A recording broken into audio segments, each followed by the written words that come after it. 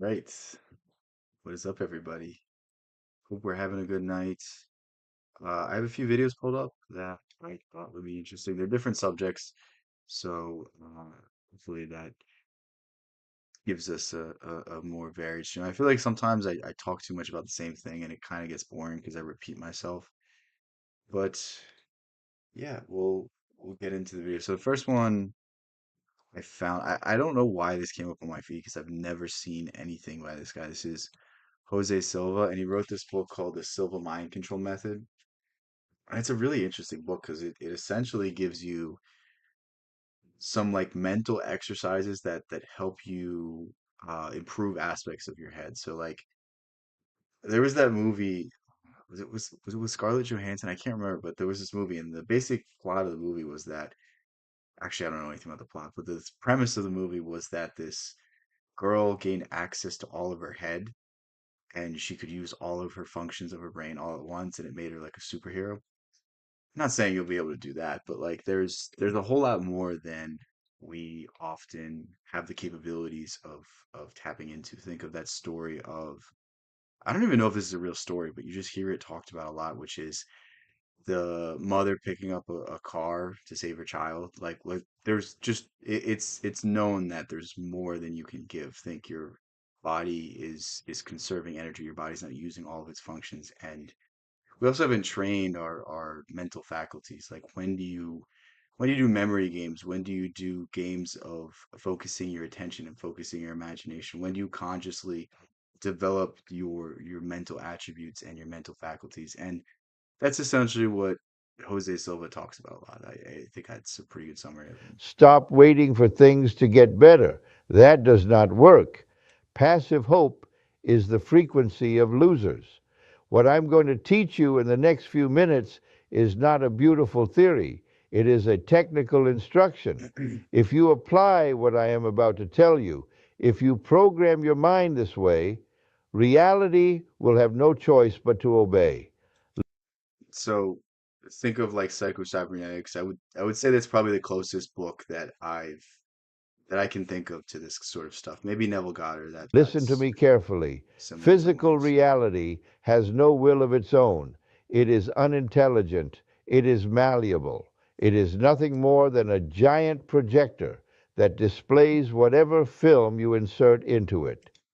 Think of it this way: if you're an optimist, you're going to see the world as an optimist. You're going to see the good things. When something happens to you, you're going to be able to see the silver lining. But when you're a pessimist, you are going to go into the world and you stub your toe and you're like, the entire world and everything is against me. That sort of way of thinking about it. The problem is that for years, without realizing it, you have been projecting a film of fear, scarcity, and limitation. Today, we cut.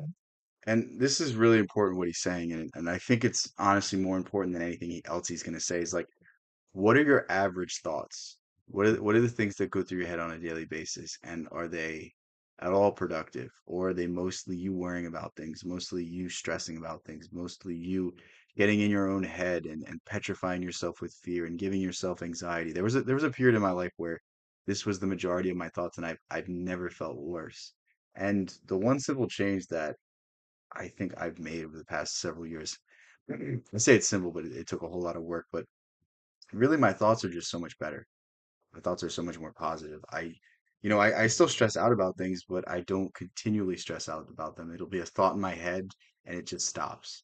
And it's just, I don't know if I've trained myself to do this. I don't know if my overall personality kind of tends to be more uplifting and more optimistic, but just over time, it's such a great feeling to have something bad happen to you and for it to not ruin the rest of your day, for you to be able to get past it, for you to be able to continue going about your day because we're going to get bad news. Bad things are going to happen. We're going to lose. We're going to fail. There's going to be things that we can't do, but it's, can you remain calm in that situation? Can you remain rational in that situation? Can you make the best decision in that situation? And for most of my life, I couldn't do that, and for most of my life, I struggled with a whole lot of things, and it's really, I mean, I feel like I'm saying something that's like so obvious, but at the same time, for me, it wasn't obvious, and I suffered for a long time because I didn't change the way I thought. That film. I am going to teach you how to give your subconscious such a clear command that the material world will be forced to reorganize itself to fulfill it. You will no longer chase success. Success will corner you. To hack reality, you must first stop being a slave to your senses.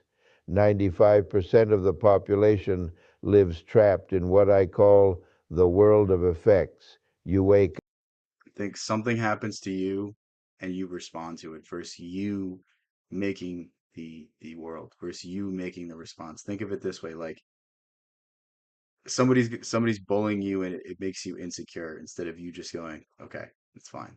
And then they stop bullying you. It's that. It's like if you don't allow something to affect you, it doesn't affect you. But so frequently we give into that fear. So frequently we give into that insecurity and that guilt and that shame. And these emotions go on to multiply. What you see in your world will multiply. And that's essentially what he's saying here. up, you check your bank account, you see it is low, you feel bad, a reactive emotion, and you think, I'm broke. So, and what he's saying here is so important too, because you're worrying about something you can't really change right now. Like, how are you going to change the number in your bank account? How are you going to alter it? How are you going to make a difference?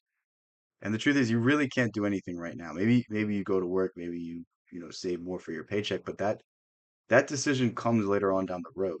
You're worrying about a decision that you can't make right now. You're worrying about something you can't change right now. And why? It's like so funny. It's like why do we make our lives actively the worst by worrying about stuff? What have you just done? You have closed a negative feedback loop. You have used the physical world to confirm your mental programming. You are trapped in a cycle. While repairing radios and televisions, I learned something fundamental. You do not fix the image on a television by painting the screen. You go behind it, to the wires, the circuits, the tubes. You go to the world of causes. The So he's saying go to the root problem, go to your thoughts, go to the things that manifest your actions. That's really what he's saying. And this is something essential, and this is what a lot of people avoid. You don't want to do the difficult work. You don't want to look at yourself. You don't want to admit that you could possibly be wrong. So instead of doing anything like that, you take the easy option and point the finger. You say it's this person's fault, it's this person's fault, it's this person's fault, blah. Maybe it is. Maybe you got completely screwed, but what is that going to do continually blaming somebody else? When you blame somebody else, you give them power, you give them control, you make it so that you can't alter your own state. And until you can alter your own state, you can't fix your own life. world of causes is purely mental. It is subjective, but it is more real than the chair you are sitting on right now. In my laboratories, we discovered that mental energy is, in fact, a subtle physical energy. Thought is not nothing. Thought is a force seeking Again, if you don't believe this, you don't understand physics, because your entire body is a feedback loop. Your entire body is an electrical circuit, and there's signals being sent out with every thought. How much you agree, how much you think this affects things, how much you think you can track this thing, that's debatable, but like it simply is a fact that you are basically a biological computer. You are biologically a power plant that you have to fuel, think you have to eat food, you have to breathe air, you have to upkeep certain processes so that the power plant can run. form. If you understand that matter is energy condensed at a slow vibration, then you understand this. Your mind manipulates energy before it condenses into matter. Today, you will learn how to manipulate energy before it becomes solid and difficult to move. Why do your affirmations fail? Why do your vision boards collect dust? Because you're operating at the wrong voltage.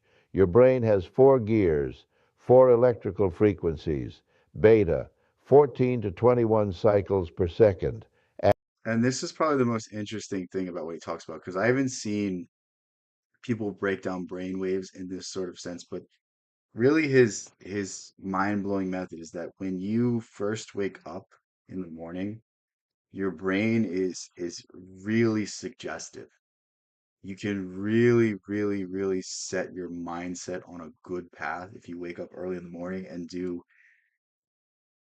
more or less his meditation practices. And really what it is you just like you lay down, you look up and you count back you count backwards from 100, and then when you get good at it, you count backwards from 5. I do 10 just because I feel like it's a good medium, but you really just start doing this and you get to a place where your mind isn't racing, and then you just visualize what it is that you want in life, the emotions that you would feel, and simply this just gives you the experience of already having it, giving you the feeling of reality, the feeling like you're already at that end state, and it gives you the feedback that you're looking for, the stimulus that you're looking for, the idea that you are worthy of this thing. Think about how many things we deny ourselves because we don't believe we're worthy.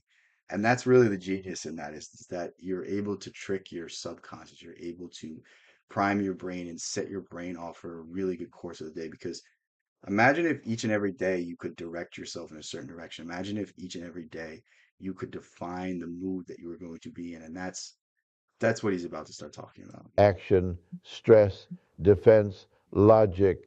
Beta is an output frequency. In beta, you are projecting energy outward. You cannot program in beta. It is like trying to write on a hard drive, spinning at full speed while holding a magnet against. I'm trying to remember. I don't remember the exact specific names, but I think beta is what you are doing right now. You're watching a video or you're going about your daily life. Like it's your normal operating state that exists when you're awake. It. Alpha, 7 to 14 cycles per second, the realm of creation. This is where the work is done. Alpha is both input and output. Here, you can alter the source code. And this is what I was saying. It's you can set your mood for the day. You can in some way give yourself the sensation that what you want is possible, that your dream is capable. And the better your visualization, the easier it's going to feel, and the easier it's going to go about your day without any sort of fear, without any sort of hesitation. Theta, 4 to 7 cycles per second, the realm of genius, deep healing, and biological intuition. Delta, zero point 0.5 to 4 cycles per second, deep sleep. Your goal is not positive thinking. Your goal is to learn how to descend into alpha while remaining conscious, insert the new program, and return.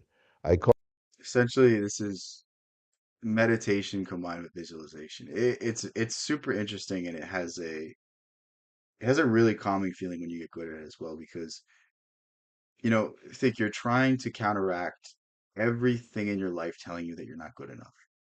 Think about how many times you failed. Think about how many times somebody said you can't do this or you can't do this or you came up short, and you have all of that data. You have all of those things pointing to you not being good enough. But are we going to accept that? Are we going to go with that? So in this state, you can convince yourself that you are good enough. You can convince yourself that if I do the right things, if I take the right steps, I can get to wherever I want to go. And it's such a great feeling. It allows you to detach the external world. It allows you to detach the external circumstances because you already know how it would feel. And it reminds you how fun that activity is. It reminds you how much you love to do that thing. And I gave this whole speech yesterday about the most important thing you can do is forget the external circumstances. And there's really a point of genius in that because the people that go the farthest are not the people that wanted that goal the most. Those were the people that enjoyed the process the most.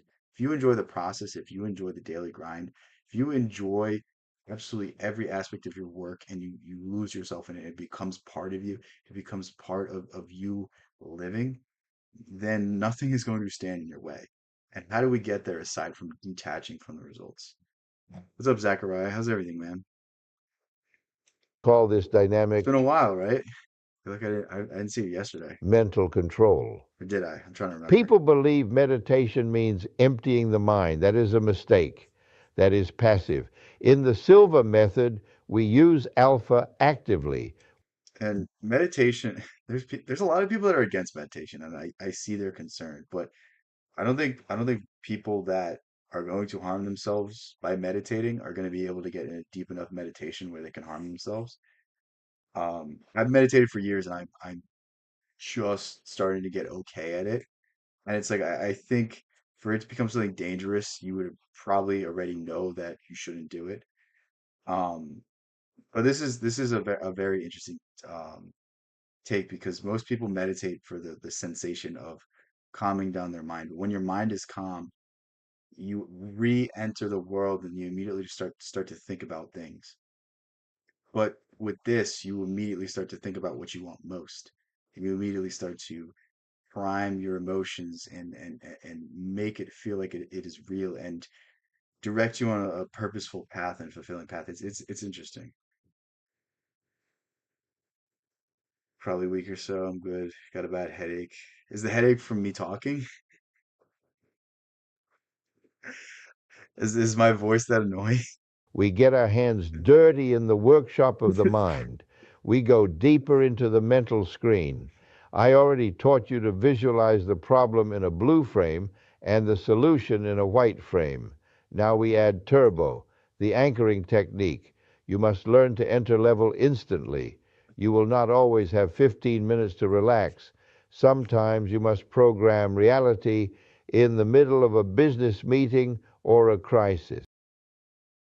Oh, okay. So he uses the three finger method. These are all like there's deep esoteric wisdom he's giving you right here, but he doesn't explain it, and I don't feel like going into the details. But what are they called? There's certain like hand gestures that in some way um are thought to attach to your chakras. Like that's like what this one is, like where you hold your hands like this.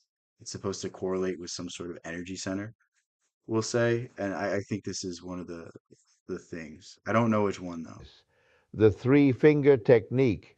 Each time you go to level, relaxing and counting from 3 to 1, gently bring together the tips of your thumb, index, and middle finger of either hand.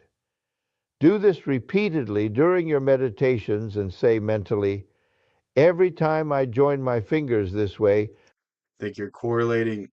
This is low level hypnosis, by the way. And you may not like that, but you're being hypnotized at all times of the day. So it's essentially what he's giving you as a counterbalance to that. Now, if you want to do it or if not, I think these things are just interesting to go into. I don't do everything he says to do. I really only do the one form of meditation in the morning, and then that's it. Um, but there's a lot of really interesting stuff. There's a lot of really interesting techniques you can play around with. But he actually says something in the book, and it's something along the lines of like, if you learn a billion different techniques, then you just become somebody that picks up a lot of techniques. Try it for a few weeks, doesn't master it, doesn't get good at it, and you'll never progress to the stage that it's really going to benefit you.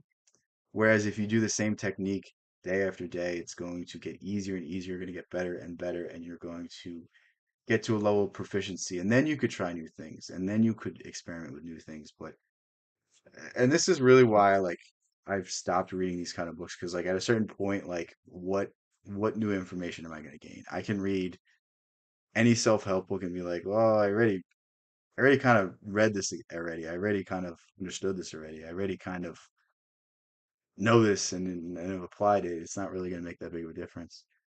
What's up, just one human girl? my mind will Wow, you changed your name from my biggest fan. That's crazy. function at a deeper level of consciousness. You are programming a biological trigger. After a few days of practice, you can be in traffic, bring your three fingers together, and boom, I literally said hi. your brain drops into alpha instantly, eyes open. Now, when you use the mind mirror with the white frame, do not see it as a flat 2 dimensional movie. Use association. Step inside the image. Do not watch yourself from the outside. What? Look through your own eyes.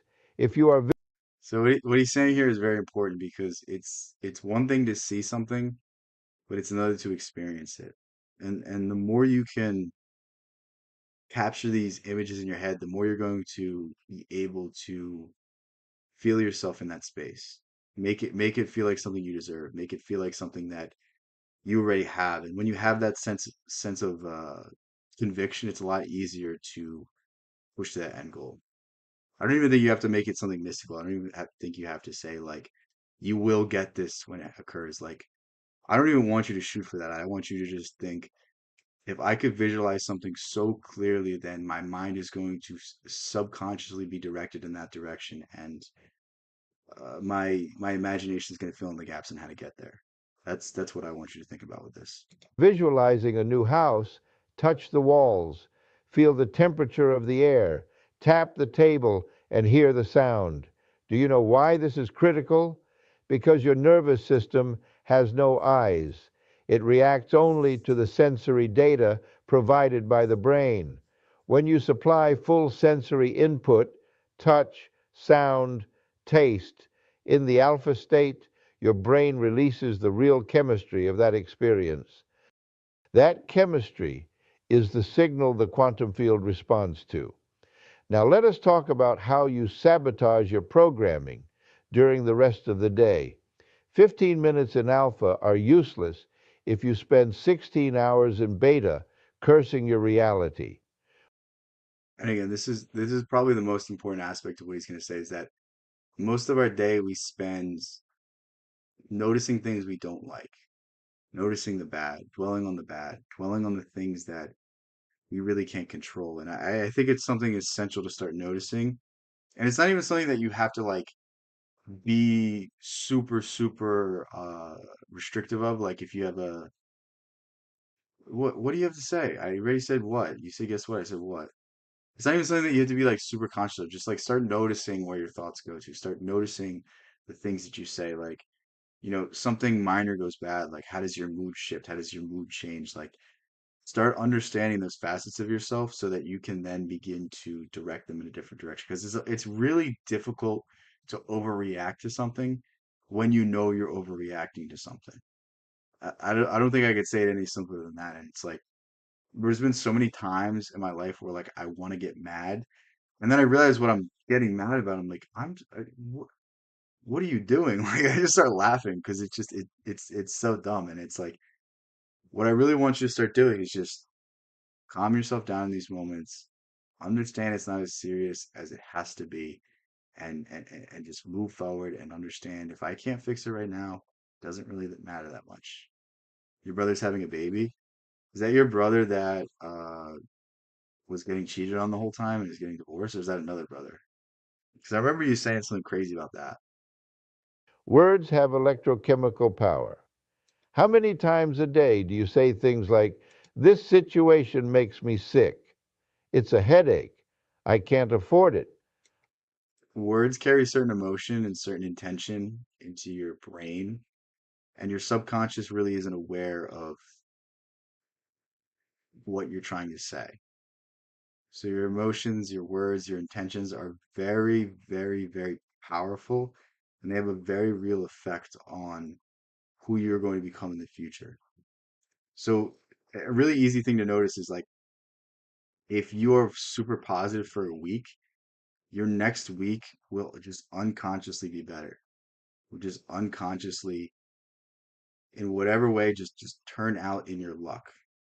Versus when your life is going bad, think about your thoughts for the past week. Think about your thoughts for the past month. Think about the things you were doing. Think about your emotions and the things that you were feeling. And you'll start to notice that your good periods are following periods where your thoughts were nice and righteous and pure, where your bad periods are when you're stressed out and you're hard on yourself and eh, you're just overreacting. You have a different brother and they're naming after you. Well, I'm sorry for that child.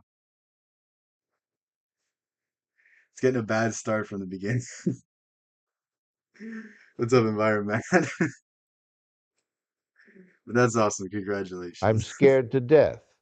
Listen carefully. Your subconscious has no sense of humor. If you say, "This job makes me sick," your subconscious says, "Command received," and it begins lowering your immune. I don't necessarily agree with this. I think it's more so the emotion and the weight you carry with it. But because different words mean different things to people. So this is where I disagree with the people that say that.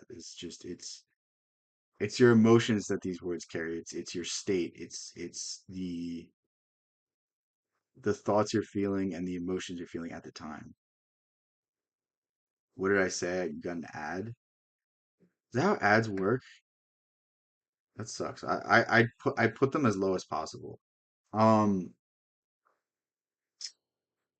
no, I said I'm sorry for that child because it's off to a bad start from the beginning. And then I laughed for 2 seconds and I said congrats. So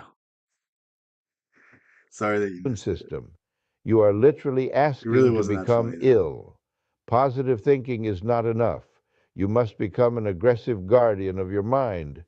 When you catch yourself thinking or saying I think Steiner, Rudolf Steiner, if you know who that is, Steiner said something along the lines of like, you must understand your thoughts are things, so be very careful with your thoughts.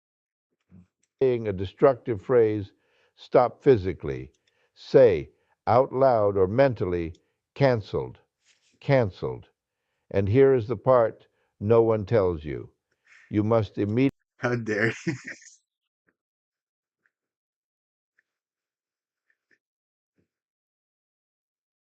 Come on, that was funny. immediately replace the void with the truth you desire. If you think I don't have money for that, say canceled. Money flows to me from multiple sources. It is only a There's something so true in this because every time I worry about money, it seems hard to find. And every time I'm not worried about money, people are just handing it to me. Think of it this way, you'll just be able to better perceive opportunities if you have a better relationship to money. Think like the more you like we've all had crushes when we were younger, and like you were obsessed with this person, you were like, "Oh my God, this person is the person of my dreams." And they wanted nothing to do with you because of how much you cared. But then later on down the road, you didn't care about them anymore, and then they look at you in a certain way. And you're just like, it's just, I feel like it's just something so fundamental that we need to understand. It's like the more you want something, the less it wants you. The less you want something, the more it wants you. matter of time before it materializes. At first, it will feel fake. That does not matter. You are breaking old neural connections and building new highways. Sometimes logic does not have the answer. Sometimes you need higher intelligence to provide the solution. What he's saying here is important because if you think there's only one way to do things, then you limit to only one way of doing things. But if you have a certain end that you want, you need to be open to any means.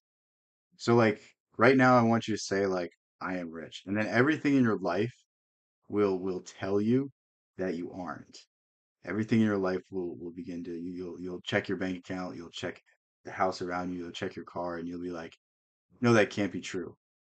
But if you don't allow that sort of mindset, if you don't allow that sort of fact checking and belief and sort of assumptions and associations that you make with your current situation with your goal, then you're open to new possibilities. Then you're open to somebody just handing you a check for $1 million. It's not possible, but think there's infinite possibilities of things going right for you, and you're limiting to only one way.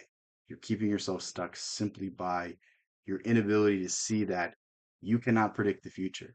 You do not know what's going to happen.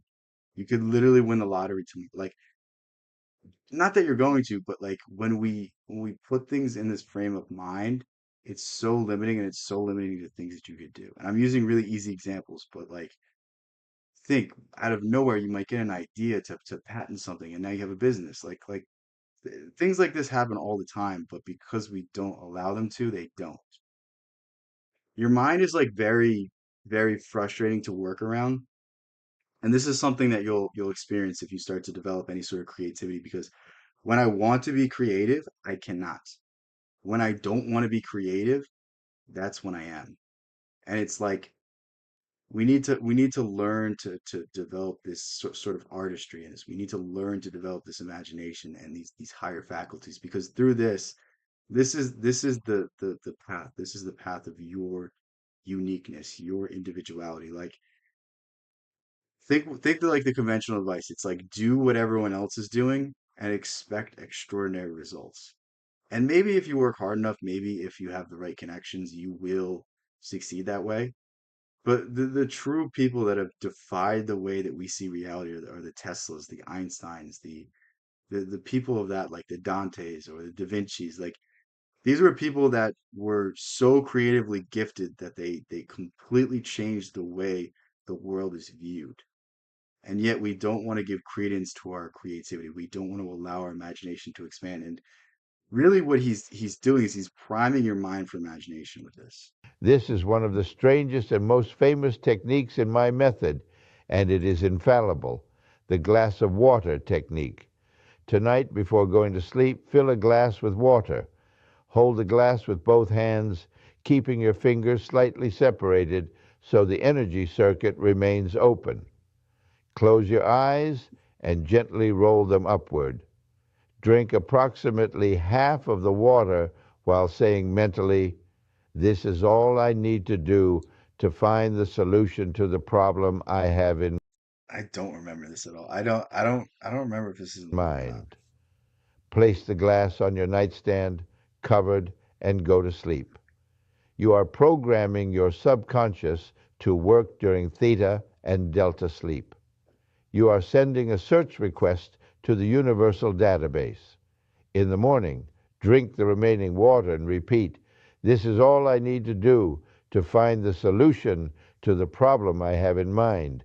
The answer will come." I genuinely don't remember this at all. Where desire creates a lack, emptiness, and only fullness we could create reality. Yeah. I was like, what are you talking about? And I remember like a few minutes ago what I was saying. Yeah, for sure. Because I think it's like when you compare yourself to other people, you can find anything in this world that you know, like it's really easy to start finding people that have things that you don't, and it's really easy to feel bad about yourself. Even if you're like, oh, well, I'm so much better than this person, then your next thought is like, well, this person's better than me, and it's like it's kind of like a hollow victory when you start calling yourself better than others. And I mean, it's the same thing with saying, I want this dream, I want this dream. It's like the more you want your dream, the more you're going to start noticing the aspects of your life that aren't concurrent with it. And that's why I say I don't have goals. Because to have a goal is to admit your current state is not desired. I think it's much better to have a direction, to push for a certain sort of avenue, but not to define it, not to put it and give it all these details and all these perfect things. Like think of like people like, oh, I want my dream house, I want my dream wedding, and all these sorts of things, and it's like they stress themselves out trying to get the everything perfect, everything to the finest detail, and they could have saved themselves a whole lot of time and had something that just approximated it. But because they wanted every detail ironed out, they made their life worse for no reason. It's very stupid. As a dream, as a sudden insight while brushing your teeth, as a coincidence, a book, a person, a phone call. When it comes, recognize it and act. Now, what if your reality depends on another person? A boss who will not promote you, a client who will not buy, a difficult partner. You cannot manipulate them physically. That creates resistance. But in alpha, we are all connected. There is no distance. Enter alpha. Visualize the person calmly and peacefully. And that's another thing you'll notice. It's when you're in like a busy state of mind, it's very difficult to think about anything positively and visualize anything and get away from these nagging feelings of I'm not good enough or this or this. But when you're in a meditative state, when you're in a, as he would say, alpha brainwave state, it's really easy to think about things. It's really easy to imagine yourself doing things, and you don't have that voice in the back of your head saying, you don't deserve this, you can't have this. Speak to them mentally. Explain your position fairly. Do not ask for anything that harms them, that rebounds. Ask for a win win solution. End the scene by visualizing both of you shaking hands or embracing. Do this at night. The Holding next day, presence is key. Yeah. Yeah. you will notice a shift. They will be more open, more receptive. You have cleared the path psychically before walking I think the interesting element of this is like I don't even really care about the results. I just care about the person that doing this makes me. You know what I mean? Because it sort of guides you to the path, the thoughts. It sort of directs you in the right way to kind of start living the life that you want to live. Because it's not really like you really don't want the end state. What you want is the things that like being the person that the end state creates. In other words, like you've always heard that story of like, oh, like I feel like people say it all the time on podcasts, like, yeah, but like if you took all my money away right now, I could make it back in a year. It's like maybe it's true, maybe it's not, but like what they're really saying is that I like the person that this journey has made me. I like the person that I have become through all of these trials, through all of these failures, through all of these sort of things I had to go through to get here. That's that I find that to be the interesting aspect of it that. physically. I have dedicated my life to demystifying success. Success is not luck. Health is not luck. They are the result of efficient programming. You possess the most advanced equipment in the universe What he's saying here is so key. It's think the media and the news wouldn't try to control your every thought if your thoughts weren't powerful. Your entire life wouldn't be directed and your entire life wouldn't be programming if your thoughts didn't hold the secret key to your life. The school system wouldn't repeat things so many times. The school system wouldn't hammer you down and remove all your creativity if your mind wasn't the most powerful tool that you were gifted with. between your ears, and you have been using it as a paperweight. Today, I have given you the access codes. I have taught you how to enter alpha, the three-finger anchor, the holographic mental screen, the glass of water technique. This actually, I think this summarized his teaching really well, actually, for a 10-minute video. Because I wouldn't say his book is like super difficult to read or super complex, but it's something you kind of have to revisit if you want to get the finer details of it. But this video is pretty good at summarizing broadly a lot of what he talks about. The book Now, obviously gives the more, but responsibility is yours. I'm glad I found this. Reality is soft clay in your hands, but it hardens quickly if you do not shape it. Do not believe me. I am just Jose, the radio technician. I do not want followers. I want you to become the master. Okay, so if you're interested in anything that this video was, I want you to get this book, The Silva Mind Control Method. You can find it at Barnes and Nobles, I'm pretty sure. That's where I got this one. Very interesting book, very good. Yeah, to dive into this if any of this stuff was interesting. Of your own life. Test it. Challenge me. Apply the techniques. And when coincidences begin to stack, And that's the most interesting aspect. Like I feel like it's really easy to write a book and to market these things and say, "Oh, you just didn't do it right." Like he's saying he found success in this and he wants you to do it as well. I always appreciate people that are honest like that because I feel like it's something you see less and less of on a daily basis that like people being honest about what they're doing. It's like, I don't really have a problem with people like selling products or this or that. It's just like the people that don't key you into what they're trying to do. They have an ulterior motive, and I think that's what a lot of people have a problem with. one after another, you will know they are not coincidences. Okay, pretty good video. This is the ancestral mind. I'll probably check out this channel more. Also found this video. I'm not sure how good it's gonna be. Um, looks like a small channel. Usually small channels they're either really good or really bad. Like I don't know if this is like just because of how the algorithm works, but the bigger the channel, the less I like the video. And usually like a small channel, if it's good, it's great. I find music and dance is the most effective at holding presence and aligning vibration. Yeah, I mean, that's a lot of Gurdjieff's teaching right there. There's certainly something in it.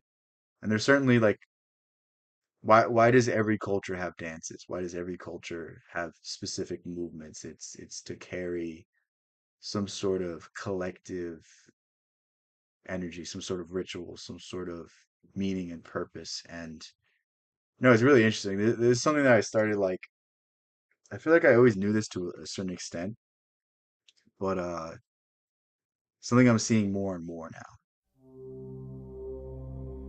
So this is Didi Uspensky, who basically is most well known for popularizing Gurdjieff's system. He wrote a book In Search of the Miraculous where he kind of outlines really the finer points of what Gurdjieff has to teach and a lot of his exercises and things of that kind of he kind of just laid them out. I don't know what I'm trying to say. But he was a follower of Gurdjieff for many years and then kind of went out on his own. But he's most well known for In Search of the Miraculous. It's either sacred dance or ancestral channeling. I feel yeah. I mean, couldn't it just be both?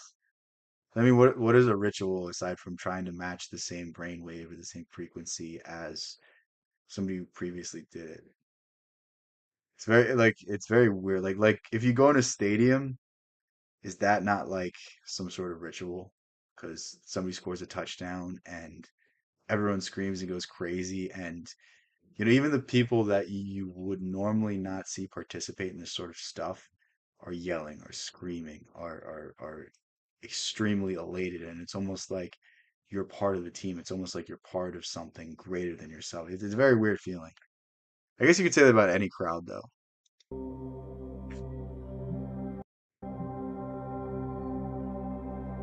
Uspensky, as you may know, was a brilliant intellectual in the genius realm. In the early 1900s, he wrote Tertium Organum, which was virtually quantum physics. I don't think I have Tertium Organum, but I haven't read it yet. It's been sitting on my shelf for like over a year now, and I'll hopefully get to it soon. Before quantum physics, he was a great philosopher who traveled the world and gave lectures.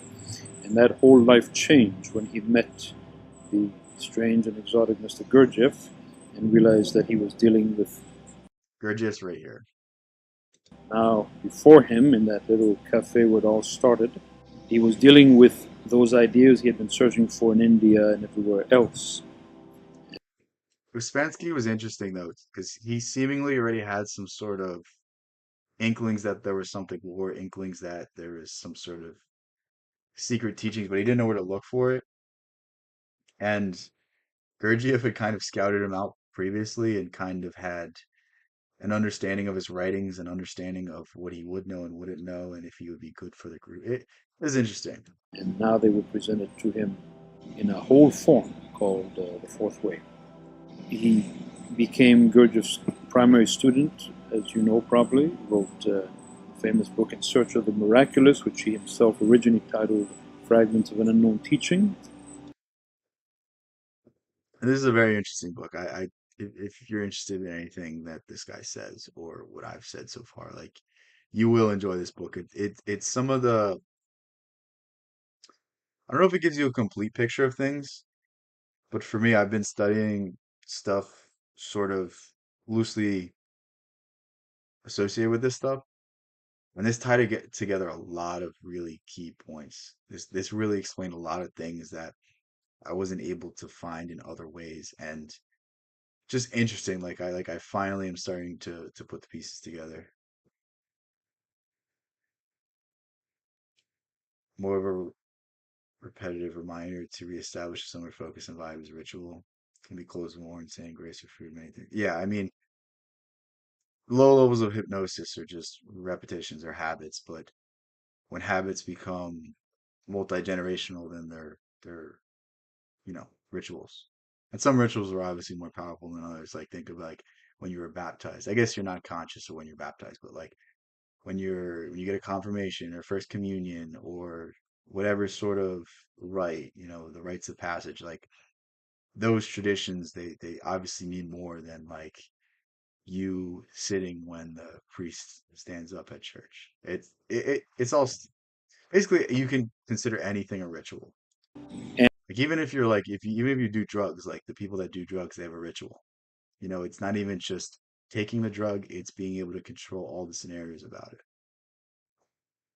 Many just associate ritual with darkness. I mean, many people just have hang-ups on a lot of different words.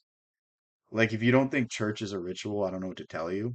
Doesn't necessarily mean it's bad. It's just like think of some sort of collective sort of people come together to do something together. That's really what a ritual is. It doesn't have to be overly powerful either. Like you going to school is a ritual. You sit down in the same desk every day. You listen to the teacher talk about something like that in some way that's a ritual. There's like, I mean, you could really make it that simple, but and for decades was his right arm until they had a break between them. Inevitably, one might assume that Gurdjieff purposely asked him to do something that he knew he couldn't do, so that Uspensky would be free from the mesmerizing presence that to me, it seemed like Uspensky kind of hit the point where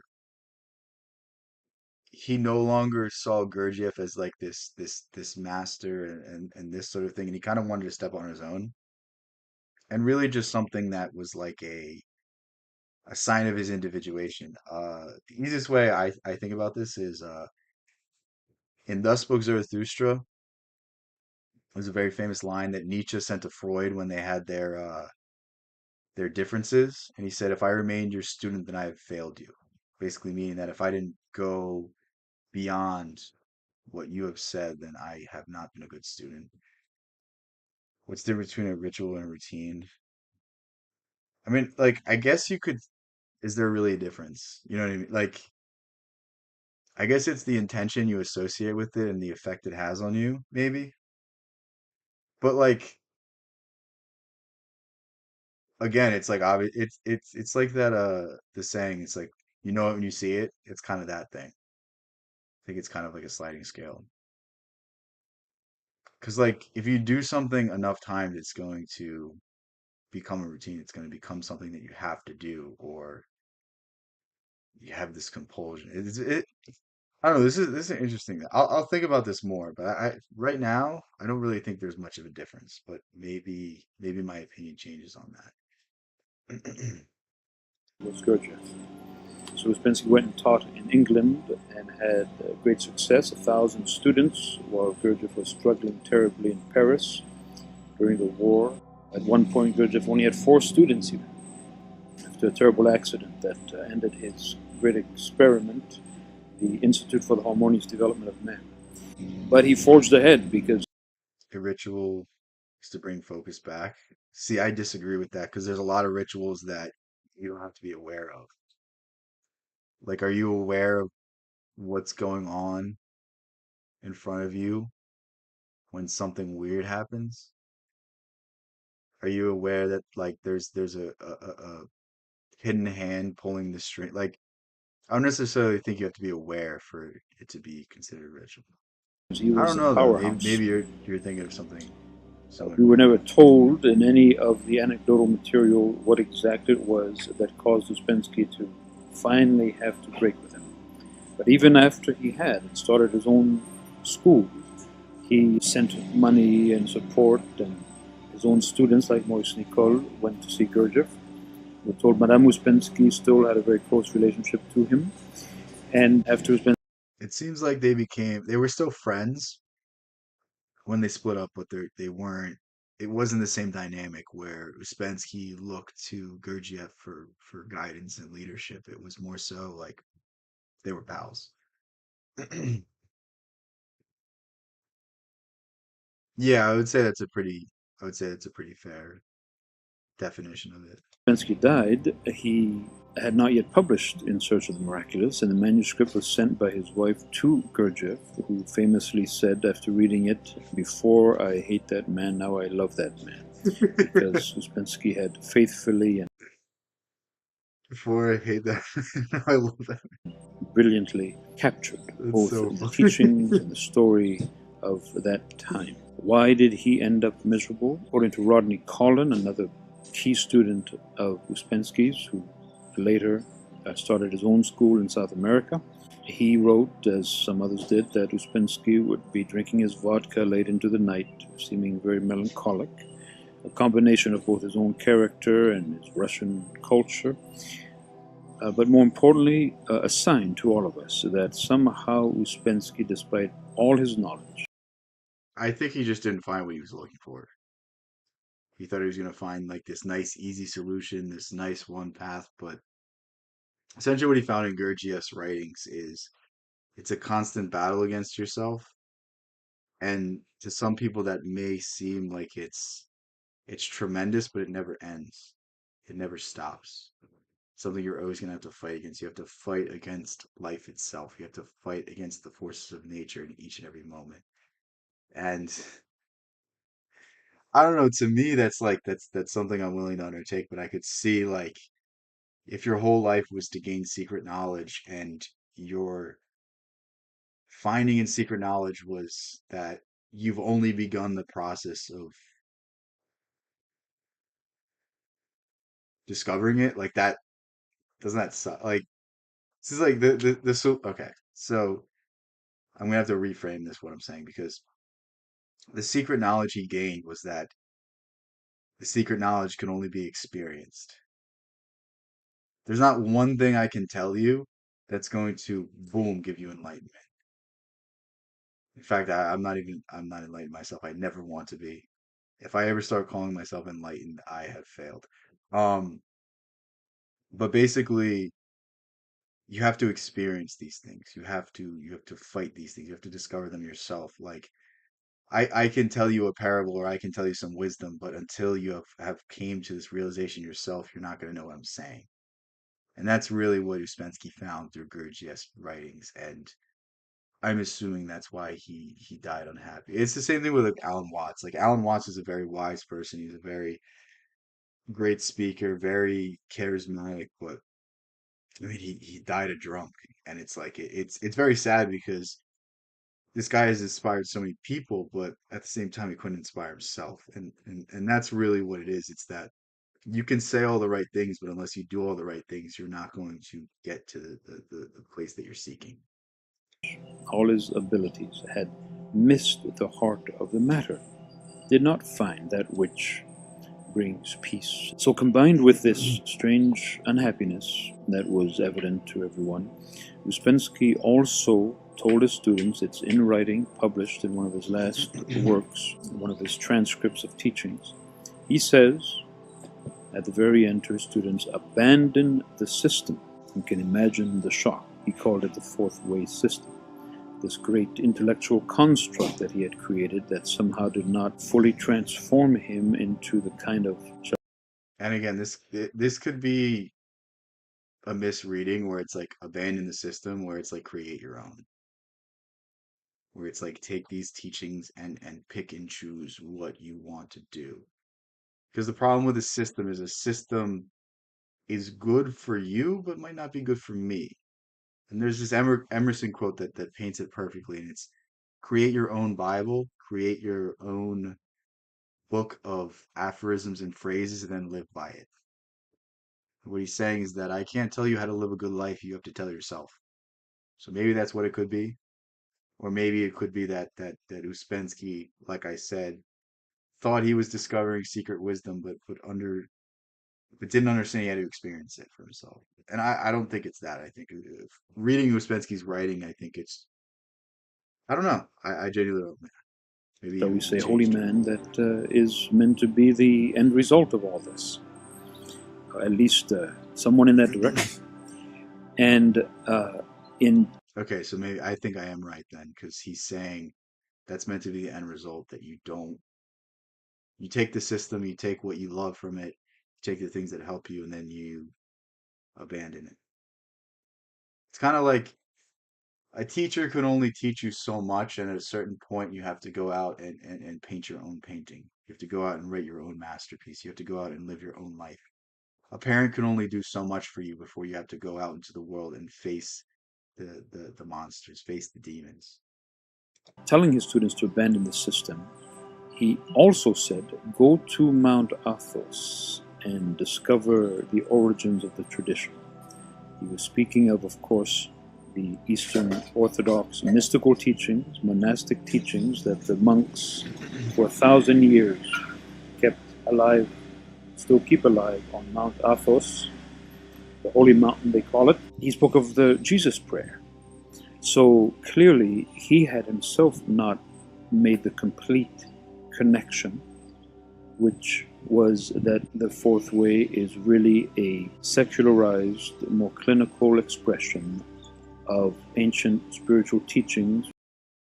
That's that's that's so stupid if he did, because it's so clearly like Gurdjieff's system is so clearly that he took things from different places and combined them and made it his own.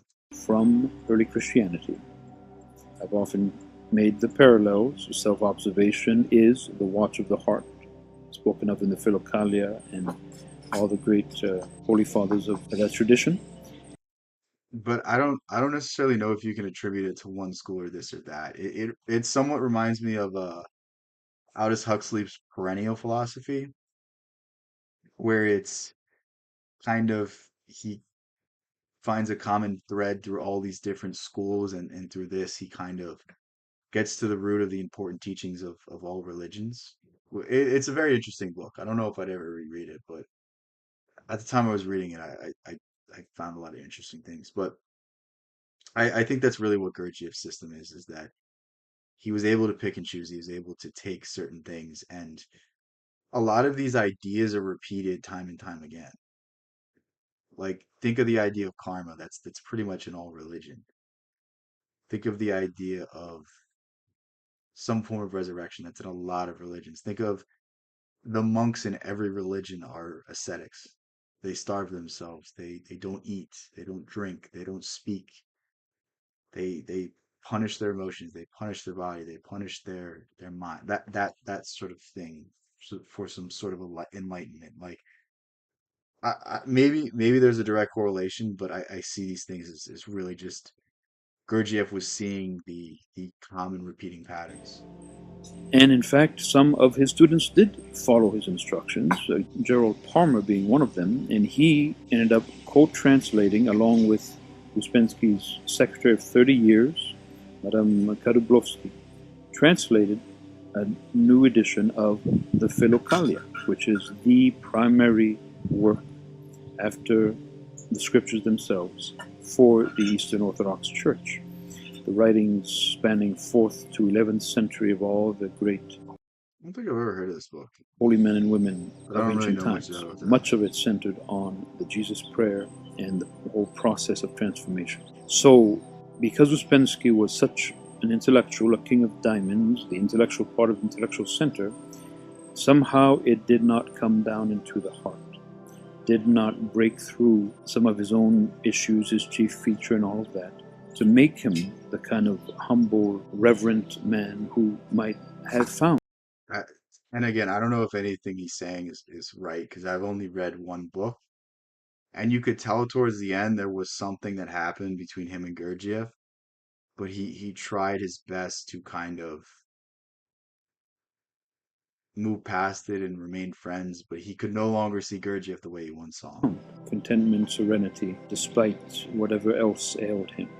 He became obsessed with intellectual ideas like the idea of eternal recurrence, which seems to me to be an intellectual rabbit hole about If you don't know the eternal recurrence, it's Nietzsche's idea of essentially Nietzsche's underpinning of any sort of responsibility in life. Because Nietzsche, a lot of his writing is to make yourself God, more or less. Um, it doesn't even really have to be like that level, but really that's what he's trying to do. Um, but the eternal recurrence is basically the idea that you're destined to repeat your life time and time again. So everything that happens to you is gonna happen again. So you better make the most of your life. you better live your life to the fullest. And it's an interesting mental exercise because without any sort of deity, without any sort of um, God, there's not really a point to be a moral person or be a good person. There's not really any necessity for you to do anything. But if you operate off this idea that every molecule, every atom, everything is going to reconfigure in the exact same position at some point in time because time is infinite, then you better live your best life because you're going to do it again. You better enjoy every aspect of it, every moment, because if you don't, you're going to repeat it. It's an interesting idea. Um, and Uspensky actually asked Gurdjieff about it. But Gurdjieff basically shrugged it off and said, "Who cares?" I mean, really, his point was the whole idea of reincarnation is something that I think a lot of people kind of use as some sort of cope, as some sort of crutch, because why do anything in this life if you're gonna just do it in the next? Why face what you need to face now? It's sort of like a tool that allows you to procrastinate. Whereas if you only focus on this life, then you can make the most of this life. And I see arguments for both sides, but I tend to be on Gurdjieff's side with this one. Some idea of his, wasn't even Gurdjieff's, about living again the same life. Interesting, but not transformational, as It's weird it doesn't bring up Nietzsche. his ending shows. Yeah, it's a pretty good channel. I don't know if I want to go through I don't know if I want to go through the Gurdjieff right now because I feel like we've been talking about it a lot, but we'll go through that other video at some point. I'll watch it and then we'll hopefully take something from it. I also found this video. So this is from a channel that only has 109 subscribers. I watched like the first minute and like the comments are like, your work is tremendous. So like I think this will be a good video. Because we've talked about Kafka, we really haven't talked about the trial or how scary and horrific it is and how it kind of foretold in some weird way the bureaucracy and the sort of idea that if the state wants to get you, they can get you. It's kind of weird. And then Robert Anton Wilson has a great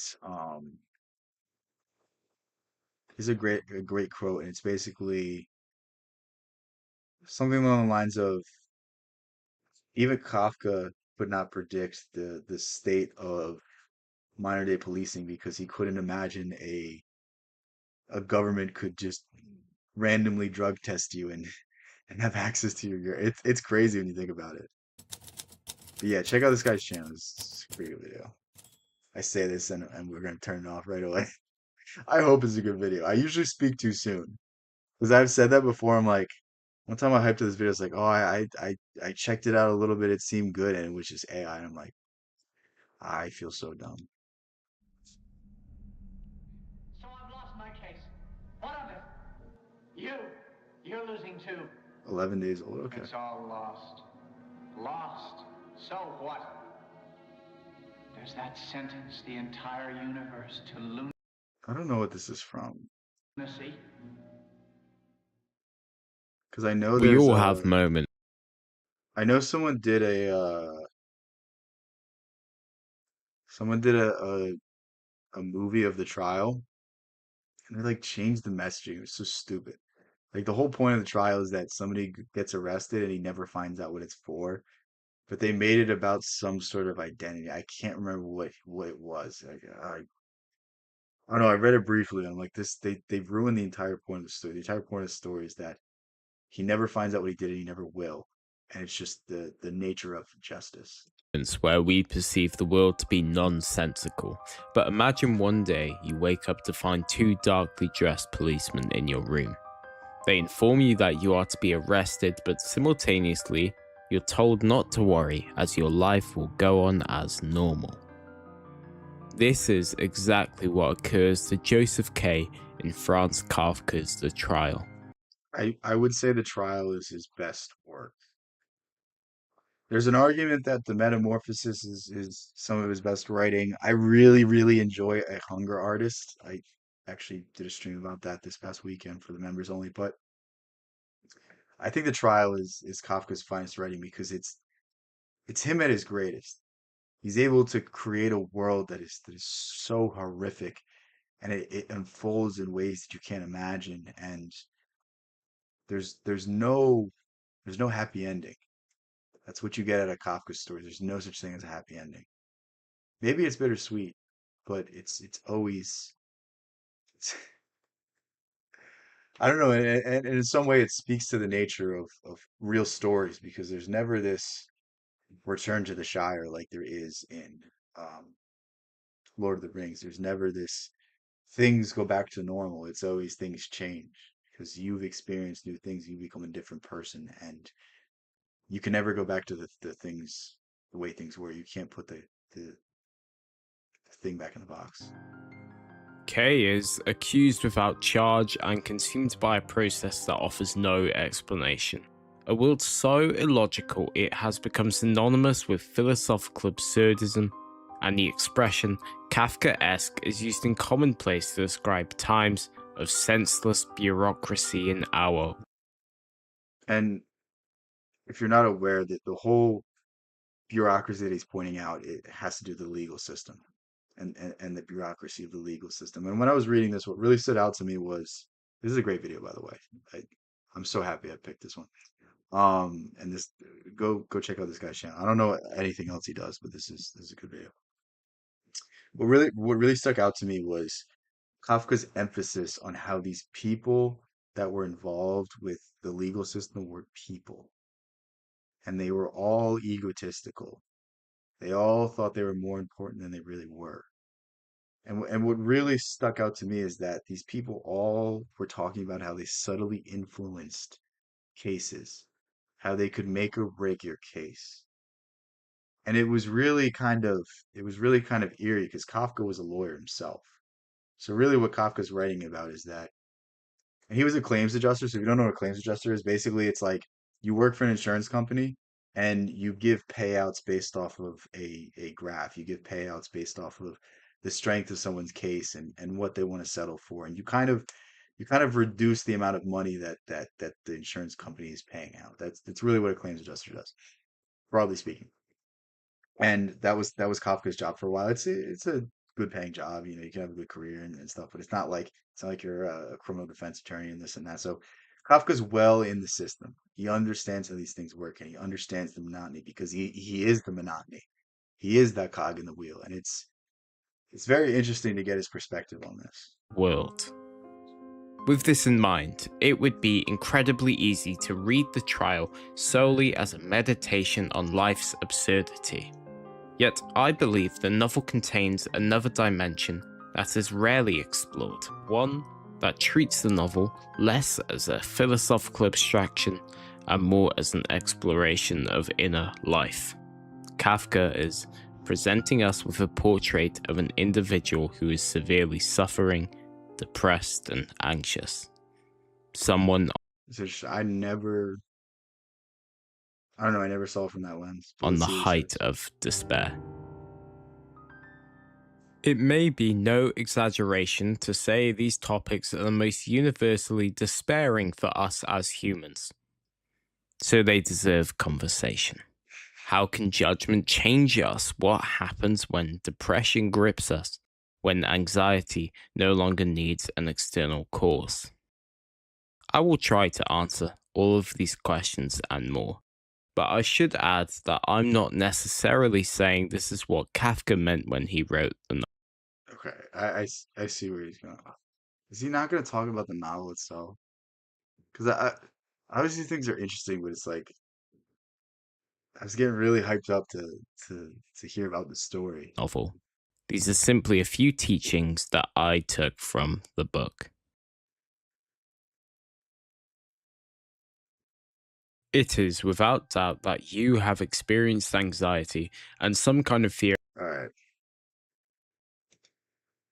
I really don't want to talk about anxiety. Let's talk about Gurdjieff. Great intro. This is a good video. I just don't want to talk about anxiety right now. But if you're interested to where this is gonna, I'm sure he talks about interesting stuff. Kafka's not the person I'm gonna go to get advice on life. I'll read him and kind of see him as a lens in how I view the mundane world, but it's not really what I enjoy spending time with. This is He was the other guy. the first to really break through that barrier between East and West and bring us the practical transformational teachings of the Holy Fathers, of the monks of the desert. So this is what I was saying in the other video about Uspensky is that Gurdjieff kind of picked and chose what he liked from each different system, and through that kind of came up with his own. And I think that's really what you should do with your life. I think find the things that resonate with you most and take those. I don't necessarily agree with everything Gurdjieff says, but there's a few key things that I really enjoy. Emerson, I don't necessarily agree with him on everything. Actually, I kind of do, but like a better example would be Nietzsche. I don't really agree with Nietzsche on a lot of stuff, but there's a few key ideas that I really can hone in on and I can really get on board with. What's up, Lorival? How's everything, man? And it's the same thing. It's be able to pick and choose. You know, uh, Solomon in the Bible, he asked for wisdom. But what is that really? It's discernment. It's being able to tell right from wrong. It's being able to tell what you're going to like, what you agree with, and what you don't. And I think it's essential to see ideas that you can get on board with and see ideas that can benefit you and be able to take them from anywhere, be able to take them from anyone, be able to apply them into your life for the betterment of yourself. The way they could actually be applied. It took a forceful, more than the norm, a type of individual to accomplish this. I've said in other videos that he put on the Sufi dances on the Champs Elysees in Paris in the early 20s as a way of calling together the seekers of the day who otherwise would never have come forth for. Gurdjieff, um, I think just because of where he grew up, I think he grew up in like I want to say Turkey, the Caucasus sort of region. The maps have definitely changed since Gurdjieff was living there, but he kind of had access to Europe. He kind of had access to Asia, and he was kind of exposed to all these different ideas. So I think it certainly tended to perfectly for his development. For something with the word Christian connected to it. So it is very important to understand that these practices, self-observation, watch of the heart, as it is taught in ancient Christianity, are not Gurdjieff or Gurdjieff's, but are contemporary expressions of the ancient teachings found in. And interesting, I said this I think yesterday, but Gurdjieff's father was like a bard. So because he was a bard, he knew all these old songs and all these old legends that were passed down from generation upon generation. And in fact, he knew the Epic of Gilgamesh story, and this story had been lost to history until it was rediscovered again. So he had all sorts of like ancient proverbs and ancient wisdom and sort of things that were passed down that nobody else would have access to. Perhaps that's why he was such an interesting person. Give me a second. I'll be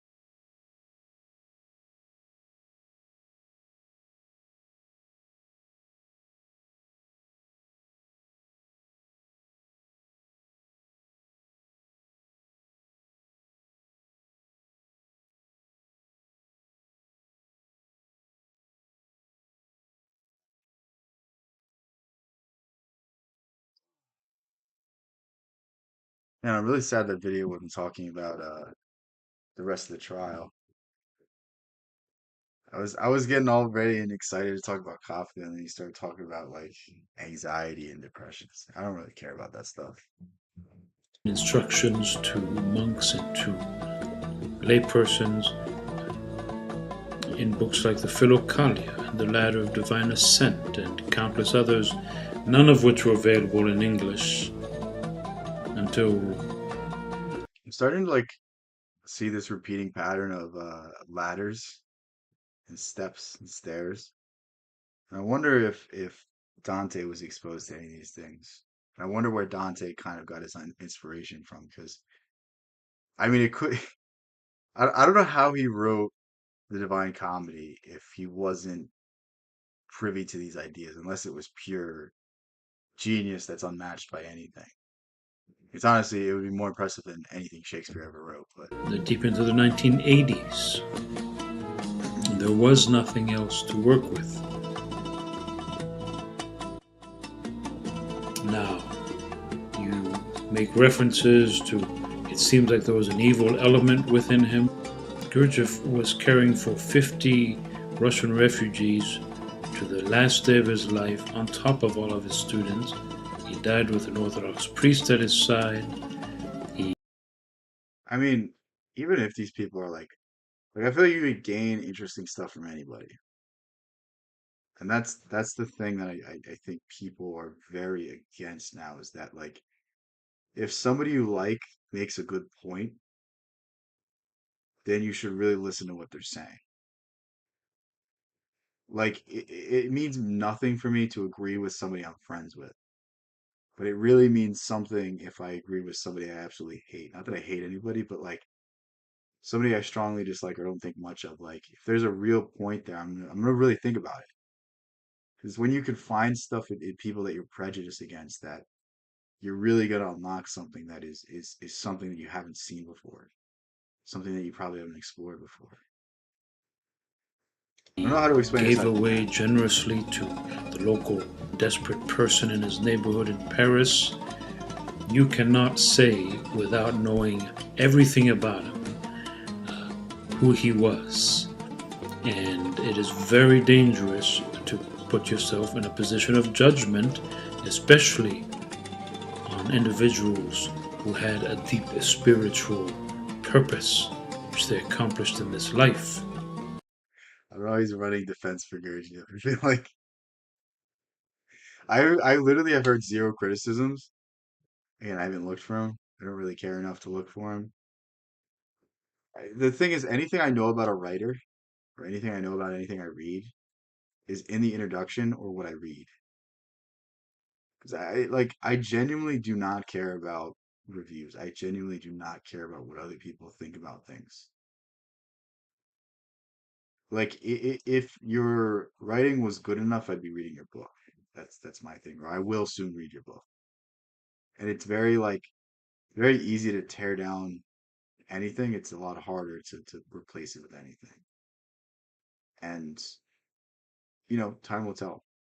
Time will tell what ideas spread, because somebody had to be interested in them for them to stand the test of time. Somebody had to be inspired by them, or for some purpose to pass them down. Because think of how many books that have been published in history. Like, if you really want to see how many books have been published, go to a used bookstore and you'll see a million books with like the same title. A million books that you just look at the cover and you're like, this book sucks. I know the librarian said don't judge a book by its cover, but it's like you could look at a title and you could look at a cover and you'd be like, what is this?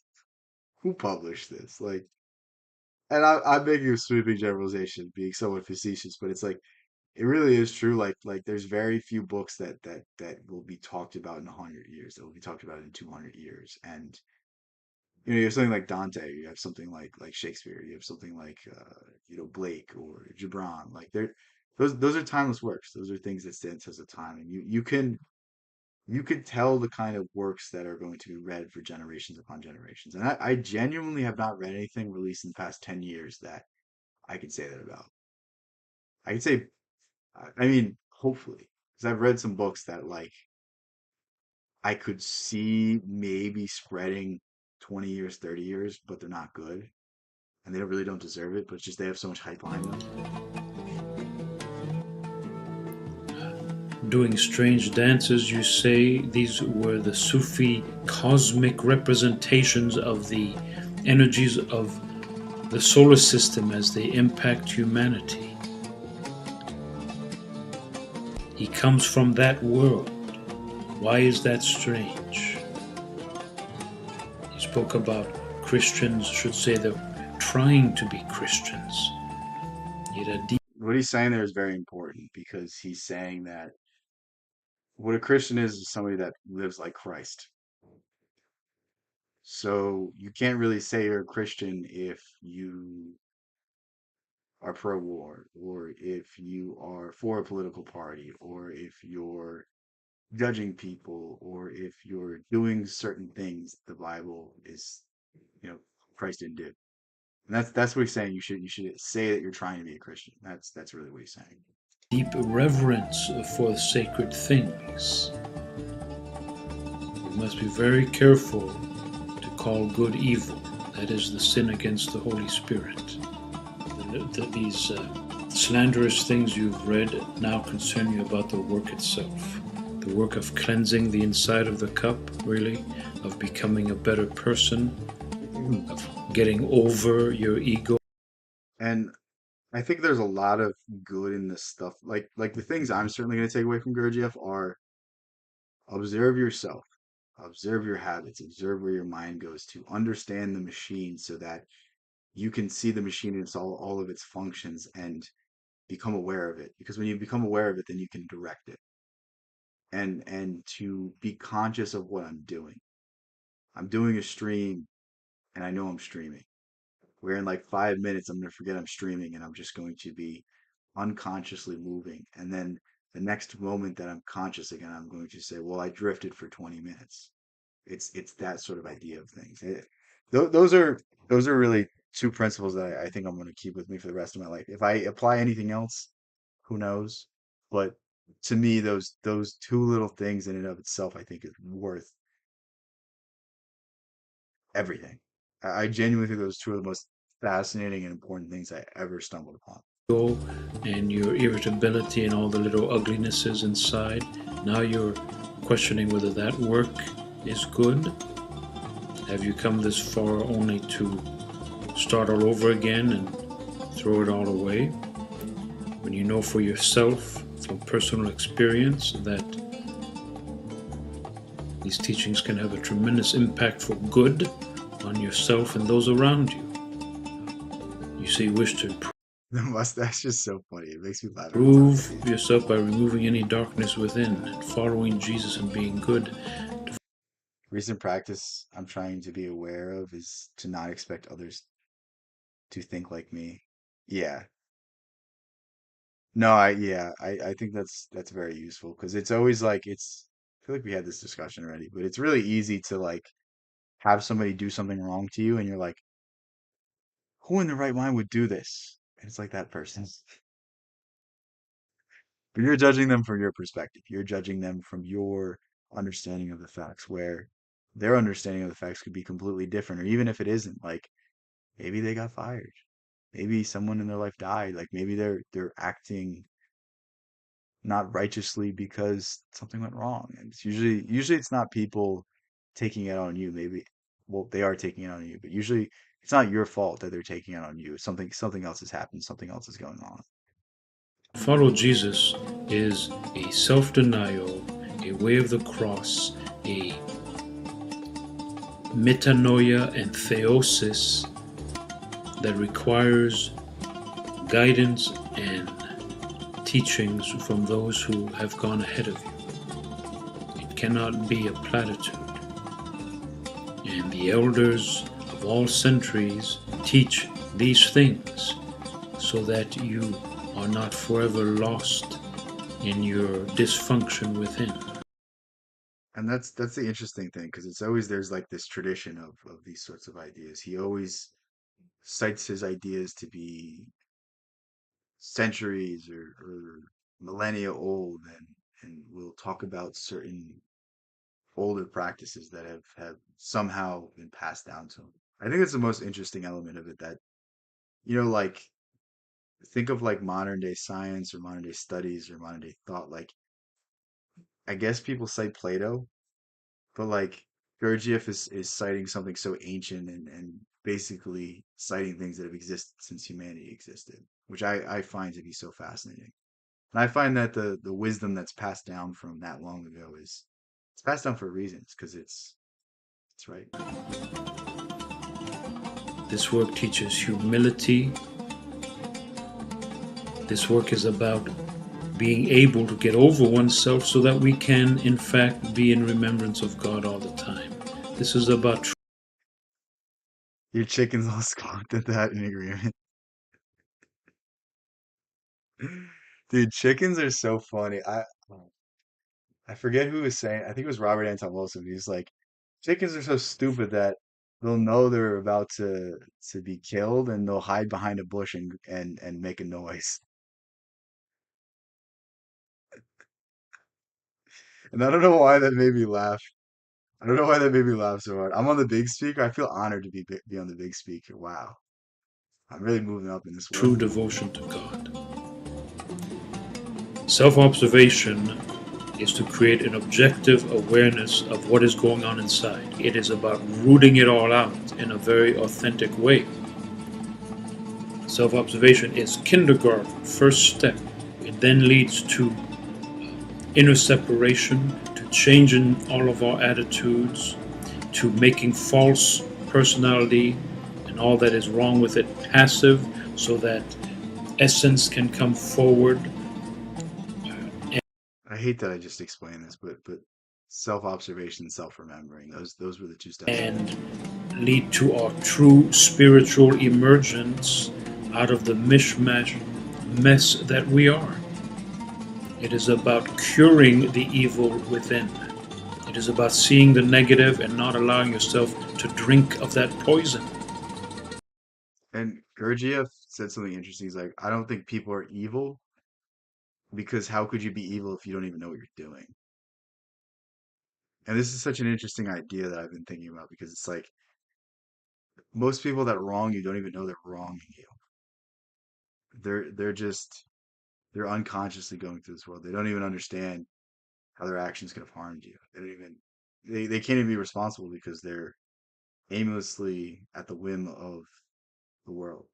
It's like that scene in Forrest Gump where he symbolizes the flower, or not the flower, the feather blowing in the wind, and how that just kind of controls his life through pure chance. And it's that sort of thing. It's that, how could you be angry at something that just the wind blew onto you? And poisoning everybody else around you. It is ways to liberation from evil. That's what this work is about. The fact that we have to make an effort, prepare the groundwork, live the teachings contained in the parables, be the good soil, so that we can receive. These are the teachings of Jesus, my friend. We're using the best of what he brought. Many don't see value in truth yet. I mean, like, what do you mean by truth, though? Like, do you mean like objective truth? Like, oh, well, my set of facts is better than your set of facts. I don't think that's even like real. But like, you mean in like simplifying your life, and getting to the bare minimum of things, and not being guided by somebody else's view of you or perception of you. That sort of thing, you mean? Which was based on Christianity unknown to the West, and formulated in a way that modern people could understand, as opposed to 4th century Syrian desert language, and enabling people in their own application to their personal. I feel like this music's making it so much better too. Like, I don't know what it is about this kind of music, but every time it's on, it's always, I don't know. I don't even know what it's called. Lives to discover these pathways into living according to the teachings of Christ. That's what we're doing here. Perhaps there It's an interesting channel. Because there was some like weird audio issues with the last video, so I was like, we'll push past it are this one. paradoxes that one has to get past, but it won't take long to see the purification Yeah, is it not like pleasing though? I don't know. I was so like I feel like I hated me. Not that I really hate. I don't really hate anything, but like I was just so against music because it's just all like slop. Like genuinely, like what song am I gonna listen to that's gonna inspire me? What song am I gonna listen to that I'm gonna resonate with? It's going to uplift me. I mean, I guess I could go back like 30 years, 20 years maybe. Even some songs 10 years old. But like I think any music that comes out now is just soulless, heartless, written by AI, written by a team of 40 people for the masses, not for anybody with a certain thing. And it's also the people that own private prisons directed the certain messages to go out in music. You know what I mean? It's just very what is prog rock? I don't even know what that is. But like I don't really trust any music coming out nowadays because it's like it's hypnotic. It's putting certain messages into you. So it's over for music. Yeah, I mean, like I can listen to the Beatles and stuff like that, but like even that, like I'd rather just listen to classical music. But that was something I started listening to recently, or like older, like really old music. It's like there's something in it. It moves you. It inspires you. Did peak in the 80s and 90s. Did it peak in the 80s and 90s though? Because like Mozart is tremendous. Beethoven's tremendous. Oh, what's the guy that wrote the Nutcracker?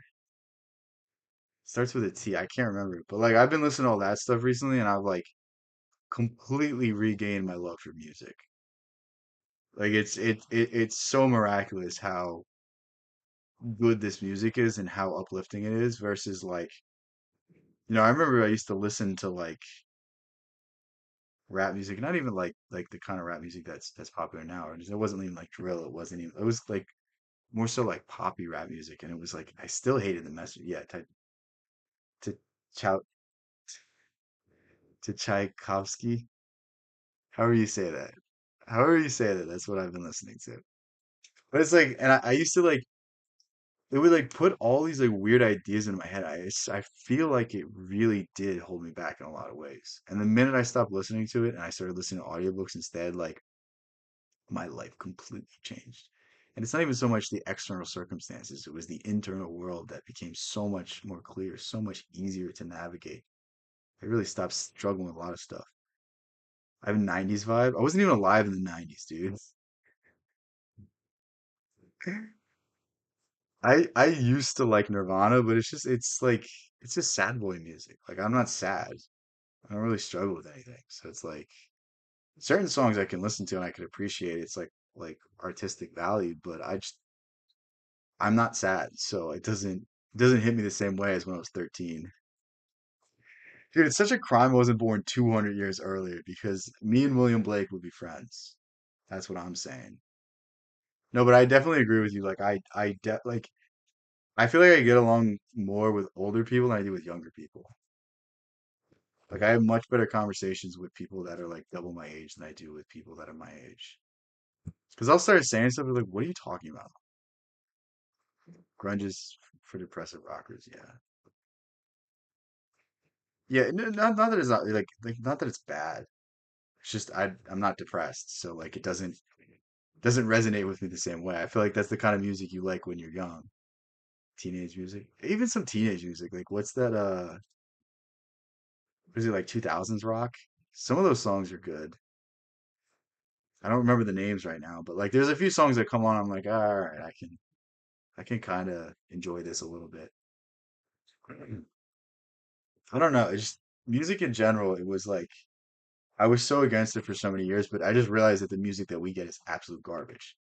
It's like the same thing as movies. It's like movies and TV shows are horrible. Like there's not really a point to it. There's not really a point to even watching them. And you'll get like a handful that are okay, But like nothing to this day has been as good as The Good, the Bad, the Ugly. Like that movie holds up better than a movie that came out 5 years ago.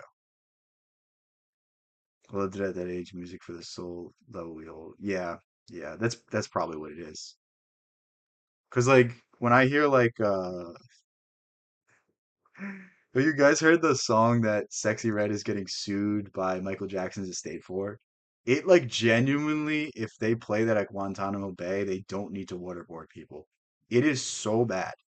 It is one of the worst things I've ever heard. Like that's like if your parents listen to that song while they were making you, like you are going to have 40 IQ. I don't even know if IQ goes that low, but it's the worst song I've ever heard. It is so bad. Words cannot describe how awful that song is. Listen to Supertramp, the lyrics are a bit corny.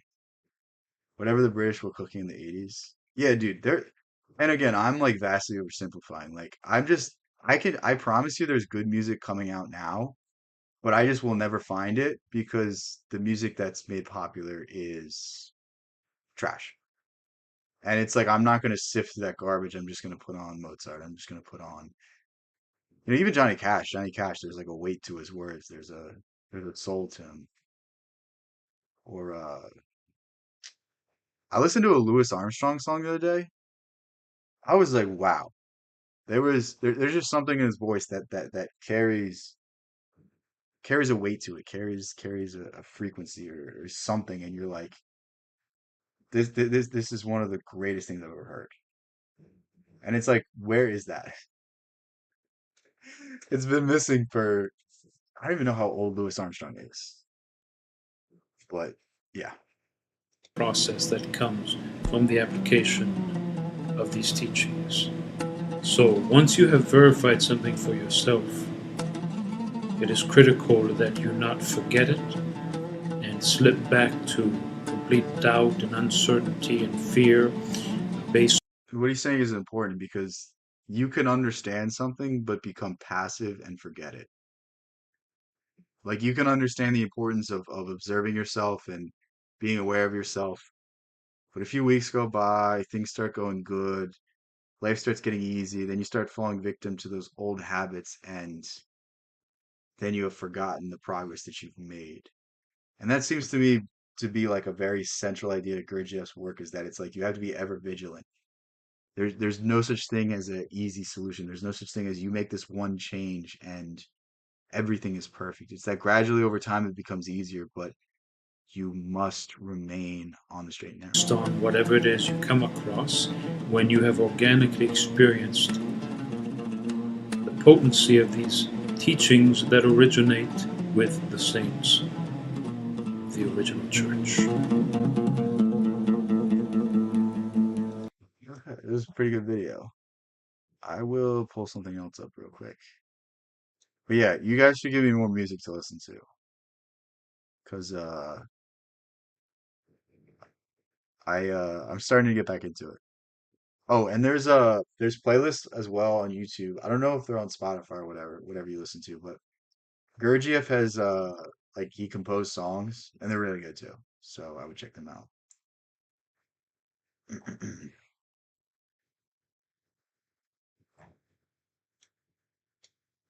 People get stuck in a soul level. What does that mean? What do you mean by that? Is that like a specific thing or you're just like ascribing that? I don't think I've ever heard that.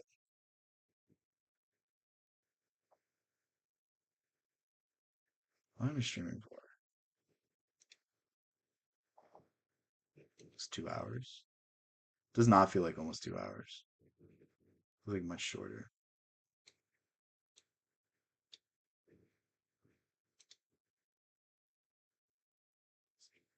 Um, I do not know anything about Meister Eckhart.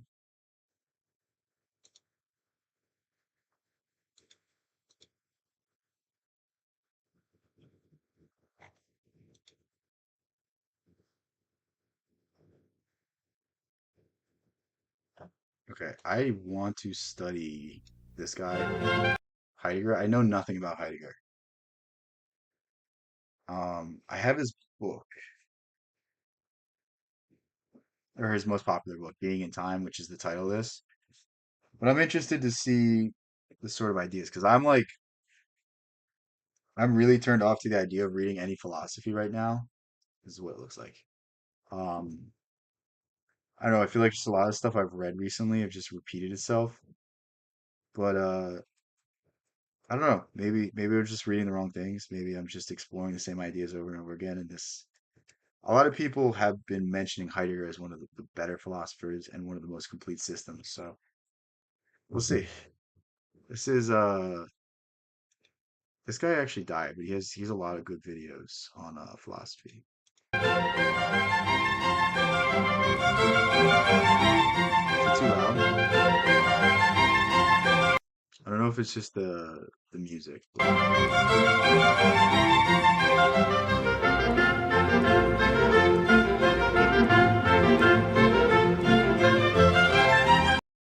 sorry, I gotta keep pausing it so I don't get. Form that is philosophical, particularly obscure style, and is a philosopher that engages in many verbal tricks and maneuvers which are unique to Heidegger and to his project, and which somehow, to some extent, determine the outcome and form that his philosophical project takes. And It's so loud, dude. He said it too it's late. worth encountering and thinking about Heidegger because he was the source of Is it so okay now? many How's his audio? Because it's the music sounded loud, but I can't tell if this audio is. movements in 20th century intellectual life. Existentialism, in some respects, is a sort of godchild of Heidegger. Heidegger perhaps borrows some of the main ideas from Kierkegaard. Oh God, the fact that he's responsible for existentialism. He cursed us all to get Reddit brain takes. How could you, man? That's the problem. Like the height of existentialism, pretty cool, but like the depths of it, very boring. Very like, okay, what what's your point here? Like, Camus is some of the most interesting stuff you'll ever read, but I don't know. Some of the other ones you're like, where did we go wrong? But he's the It's one okay who now. Okay, reformulates many of these you can concerns hear it, right? in a 20th century idiom, which turns out to inform things like Sartre or Camus or Merleau-Ponty and a whole variety of French and German thinkers in particular, who will be relatively inaccessible unless you look at Heidegger first. Now, Oh, Heidegger himself has a very I did not do that. I did no such thing. I read both Sartre and Camus, and I didn't even know about Heidegger until like a few months ago. Here's one of your favorite mixes to dance around to. I'm copying this link. Okay. I'm not. I hope it doesn't just blast music. What you want to do is sing. Okay. I'll check it out later because I don't trust it. No, I'm just kidding. It wouldn't be on YouTube if it wasn't like normal. But like anytime I see somebody send a link, I'm like, oh God, this is gonna be so bad. But I'll check it out later and let you know what I think. interesting background, which Oh tells God. us a Okay. great deal about the sort of intellectual activity that Yeah, I think Camus is interesting. Um, I feel like he's just limited in certain ways just because of his I don't like existentialism is cool, but like it's just like I don't it's like okay, I agree with you in some ways, but where is it like where do we go with this? That's my take on it. It's like yes, but like what do we do now? I don't know. I feel like it has its merits, but at the same time it's just I don't know. I haven't read him in a very long time though. Maybe I should go back to him and read The Stranger again or honestly I think his best writing is The Rebel. I do. I think that's his most interesting takes and his most interesting points. And basically what he talks about is the idea of rebellion and is rebellion really real or is it just what we do to feel good about ourselves? And one of the interesting things he said is, every revolution fails because every revolution just creates the same system that oppress the people but changes the name. And I to this day, I don't know if I've seen it put better. That he undertakes. In the first case, he starts out in his intellectual career as a Jesuit seminarian, which tells you a great deal about the cast of his mind, which tells you a great deal about his early intellectual habits. It's so interesting. Um, some of the greatest minds in history have been Jesuit educated. Think of Joyce.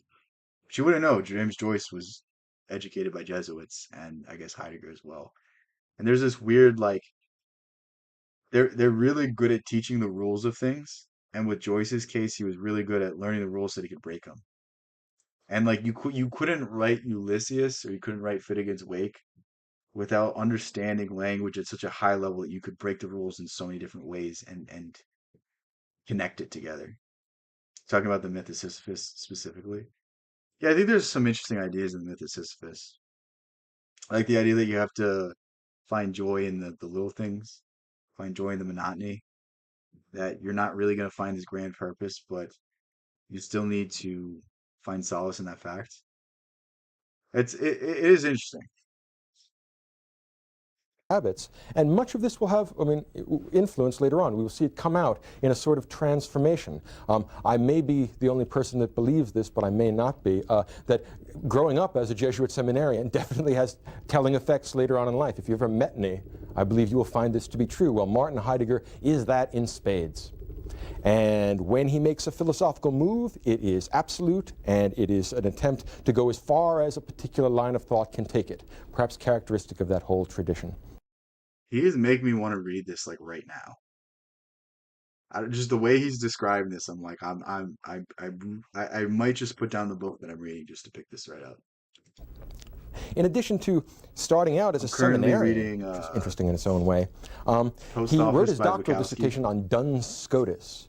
Now, any of you at home Good who so have far. read some scholastic philosophy, I'll probably finish it in the next day or so. I don't know if I'll talk about it though, because it's just I don't really have much to say about it. It's just interesting. who know who Duns Scotus is, know how difficult and recondite and intimidating, forbidding a doctoral dissertation like that is, and it indicates not only something of the cast of his mind, but also the intellectual ambition of someone who feels like he can cut the Gordian knot. I myself would never consider even reading, much less writing a dissertation on Duns Scotus. So if someone is going to undertake a project like that, this is a person for whom very little is intellectually intimidating. Now, his first and perhaps greatest work, or the work that got him the most notice, was published in 1927.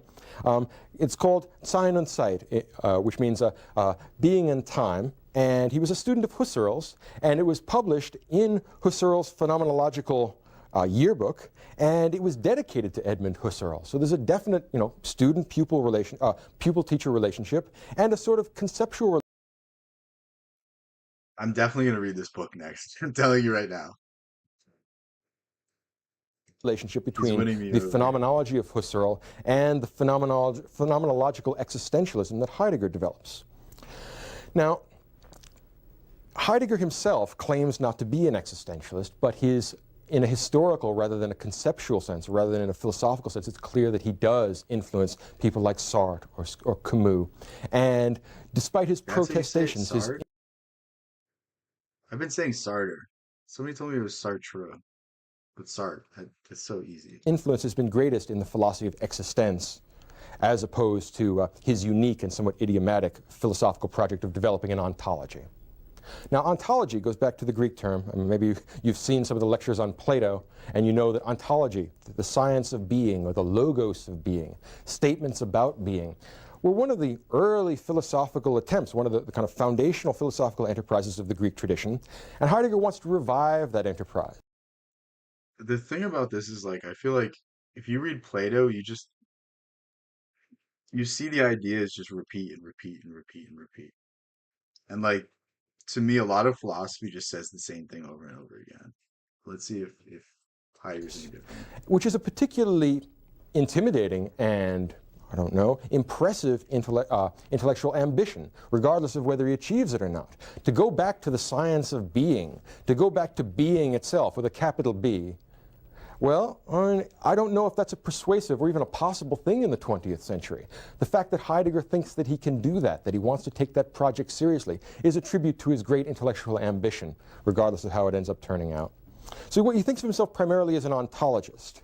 Now, this leads us to all kinds of difficulties. First of all, talking about being is like trying to bite your teeth. In other words, what can you say about being? How can we That's such a good analogy. Ugh. What is being? How do you like? It's just something you do. It's like Kierkegaard's leap of faith. It's an experience. It's not something you can understand. come to know being? What sort of procedure do you engage in to find out about being? Well, this maybe discloses his connection to Husserl. You're not going to find out about being by investigating tables individually and chairs individually and Christmas trees individually, or even inspecting the outside world for its regular law-like behavior. The way you're going to find out about being is some process of introspection. This is one of the things that holds the continental tradition together. They tend to be more concerned with that which is inside than they are about that which is outside. There is a decidedly anti-scientistic tendency to this, and I will come back to that problem. But what Heidegger wants to do is find out about being. And he's very familiar with Greek philosophy. As a matter of fact, he thinks that pretty much it's all been downhill since Aristotle.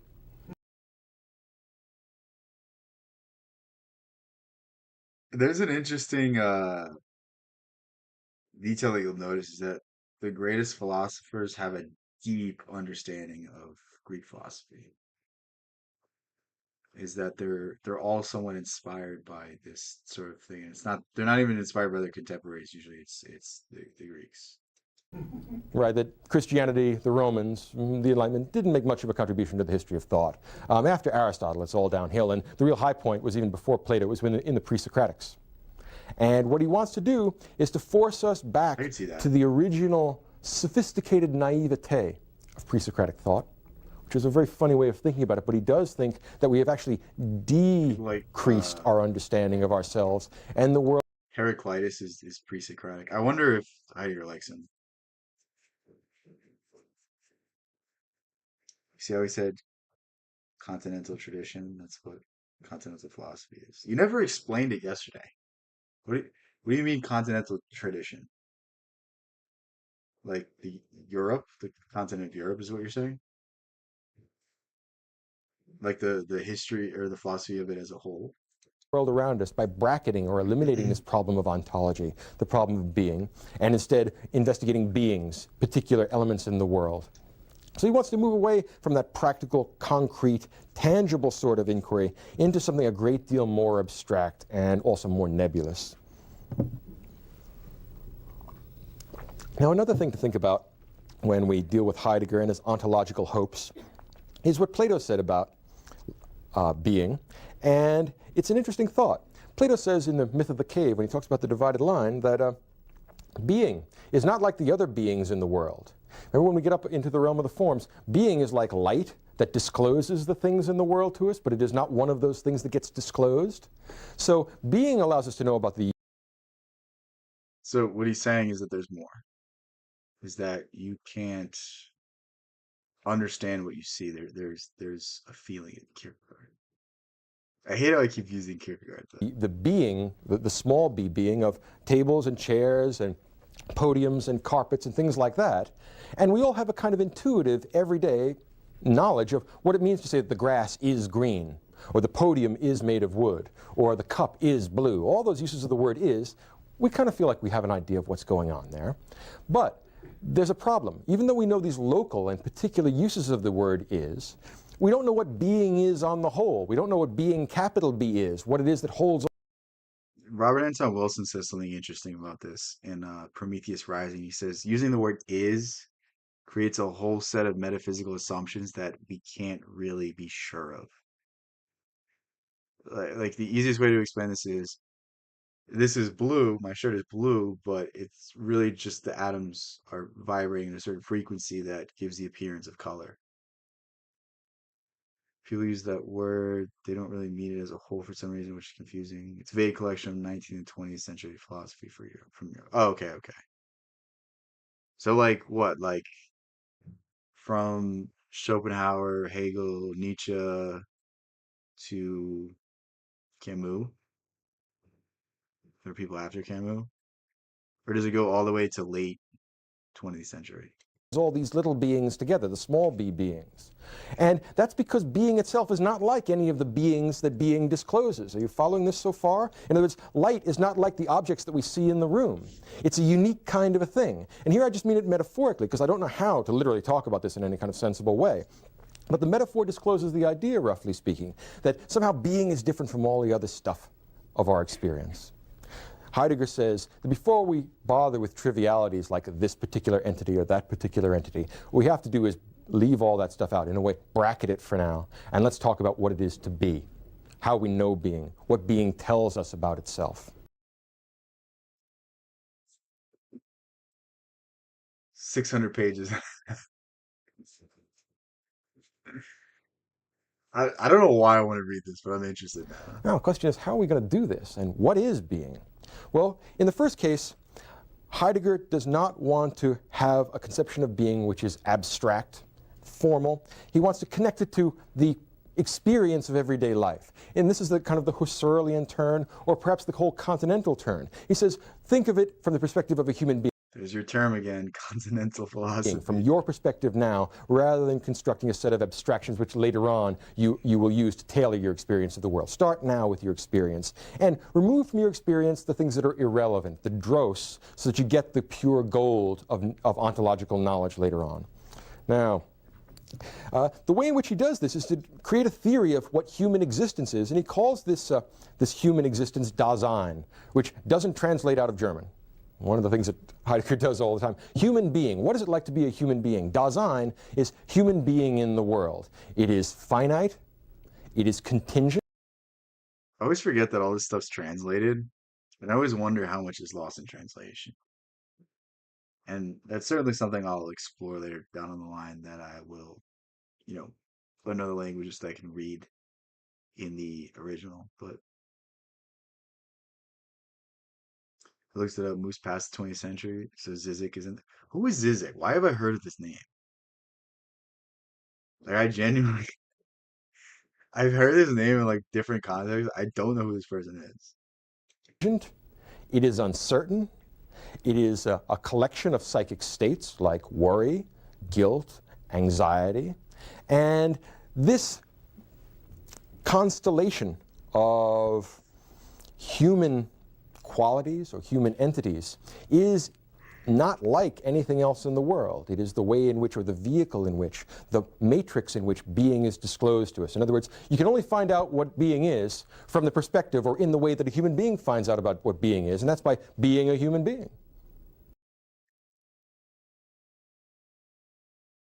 This is like, it's such a simple concept, but the more you think about it, you're like, how do you describe what a human being is? The answer is a lot is lost. Do you speak other languages? Because I feel like you can kind of approximate it, and you can kind of get the sense of it. But I wonder, because there's certain words that definitely have zero translation, or to, certain words in English have a certain connotation and they carry a certain weight to them, and a translation wouldn't really capture that kind of colloquial sense to it. I know how. Now, can you see how this is going to get awfully circular and strange, and that we're going to have whole chapters and perhaps whole volumes of being talks to itself and projects itself into the future of being. You're going to get a lot of what appears to be circular reasoning on account of the fact that we're stuck within the internality, what I call the introcosm, and it's very hard to break out from the introcosm into the exocosm. It's one of the characteristic flaws. It's perhaps the Achilles heel. And I don't know what he's getting to yet, because I don't know why this is like a great philosophical system. I'm interested. Heel of continental philosophy. So what we're going to do is investigate Dasein, investigate what it is to be a human being. And we're going to do that by being a human being. And we're going to do that in an authentic way. And what that means that we have to remove our illusions and remove our distraction by the events, the little trivial events in the world. Focus yourself in turn inward, and what you will find is your true self and your true being. You will move from a pre-reflective. So this is not just Gurdjieff's teachings.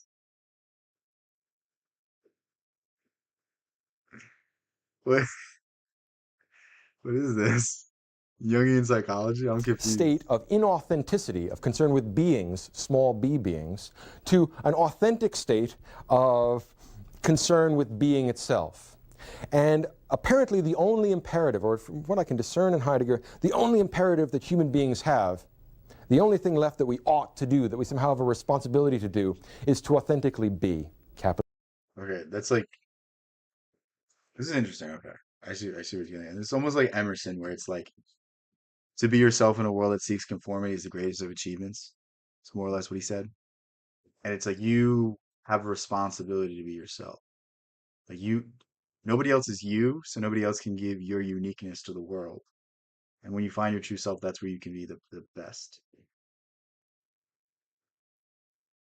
Zizek is some old Slovenian guy. He's pretty funny and interesting to listen to. We should watch. Then we will. All all you had to say was old Slovenian guy. I'm already interested. Dude, anyone with that kind of accent always cracks me up. I don't know what it is. He calls himself Hegelian. Okay, I'll be interested in it. Because I feel like I've seen I don't know if we're talking about the same guy, but I've seen books that like have that, and I'm like, I don't even know who this guy is. I've never heard of him. He's still alive? B, to confront the reality of human life, despite the fact that we may find it unpleasant or difficult or trying. And it may well be that once we do that, we have moved Yo, to yeah, he another is. level of experience and conceptualization of the world. And if that turns out This is such a funny picture. All right, we need to watch this guy's stuff. This is this is- he did like the Jim Halpers. to be the case, then he will have contributed something to our self-knowledge. And if you remember that I said that Heidegger wants us to drive us back to that pre-Socratic, primordial kind of a state, and the Delphic oracle told Socrates and the rest of the Greeks that they must know themselves. Well, the Continental Project involves knowing yourself, turning inward, and finding out what it is like to be. It's so weird how this is like central to a lot of philosophical systems. What am I seeing? No, I just looked them up. I can pull it up.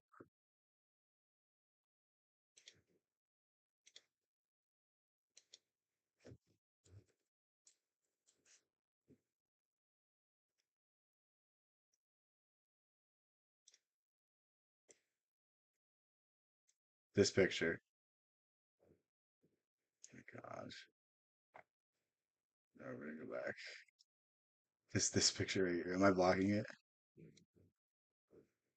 It's just I don't know what it is, but it just made me laugh. Like his face is just so funny in this.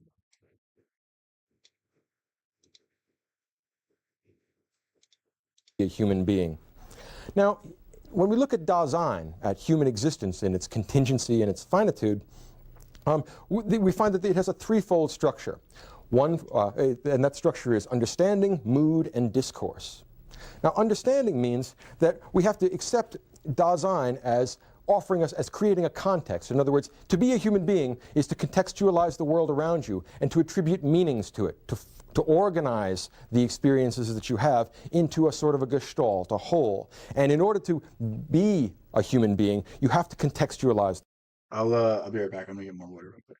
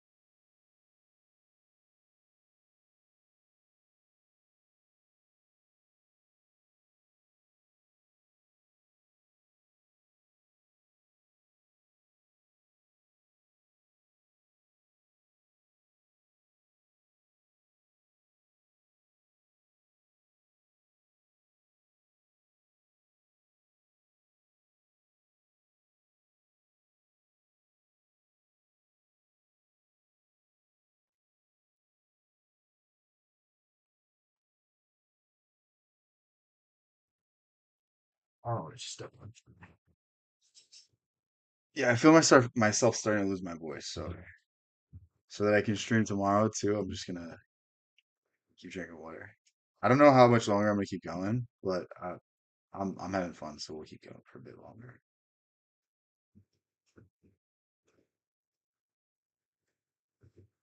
So we're definitely not gonna get through all this. We can finish this tomorrow, but The world. A second thing that's necessary for Dasein is mood. And here it means something kind of not unambiguous and fairly straightforward. Happiness, sadness, things like that. I mean, the psychic states of our moods. And think about this for a second. Can you imagine an Anglo-American empiricist telling us that one of the really important things you have to think about in the course of your philosophical development is the idea of mood? Very foreign to that scientistic approach to reality. Whereas I can see why people like him though, because he's this is something that's often neglected, and there's something to understanding humanity, which is there's the analytical side and the creative side, and it seems like he's integrating both. It's always fun when Bino streams. I appreciate it. I'm glad you enjoy it. Somebody has to enjoy it. I'm glad that it's you. for Heidegger, it's a fact of life. It is perhaps one of the facts of life which we only ignore at our peril, at the peril of abstracting and making inauthentic your conception of yourself and the world. And the third element in Dasein is the idea of discourse. Language is constitutive of Dasein. Things can be formulated in speech and can be understood, or things can only be understood when they are formulated in speech and then made subject to our moods. So everyday depoeticized language doesn't uncover Dasein. It numbs us, it makes us anesthetized to the true facts of being and causes us to be caught up with trivialities. Do any of you know T.S. Eliot's Four Quartets? Where I don't think I've read T.S. Eliot. What's up, Sahita? Is it because I've been streaming late? Is that why? I mean, the sheer quality of this presentation compared to the grainy digital camera.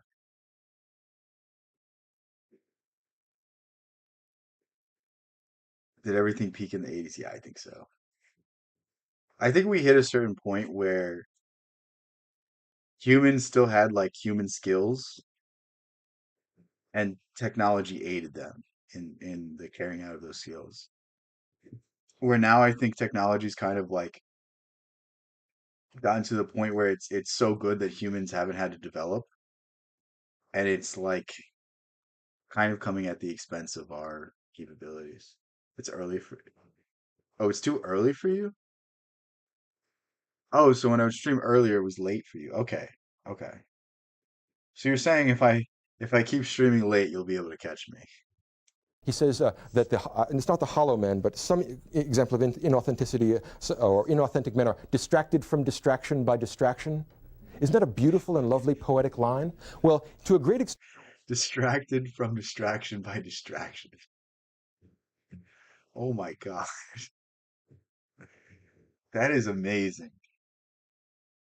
Wow. I love that.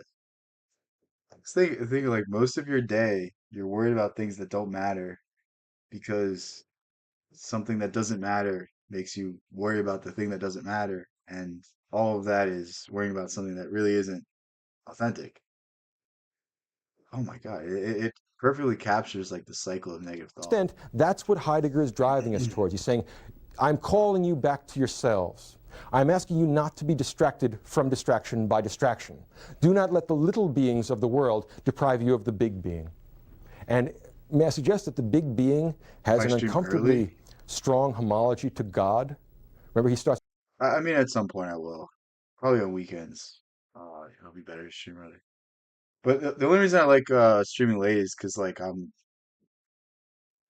don't know, it's just easier for me to stream late. Because if I stream during the day, I'll be like, oh, I want to go do this, I want to go do this. Where I've already eaten dinner, I don't need to go take breaks. Nobody's gonna bother me.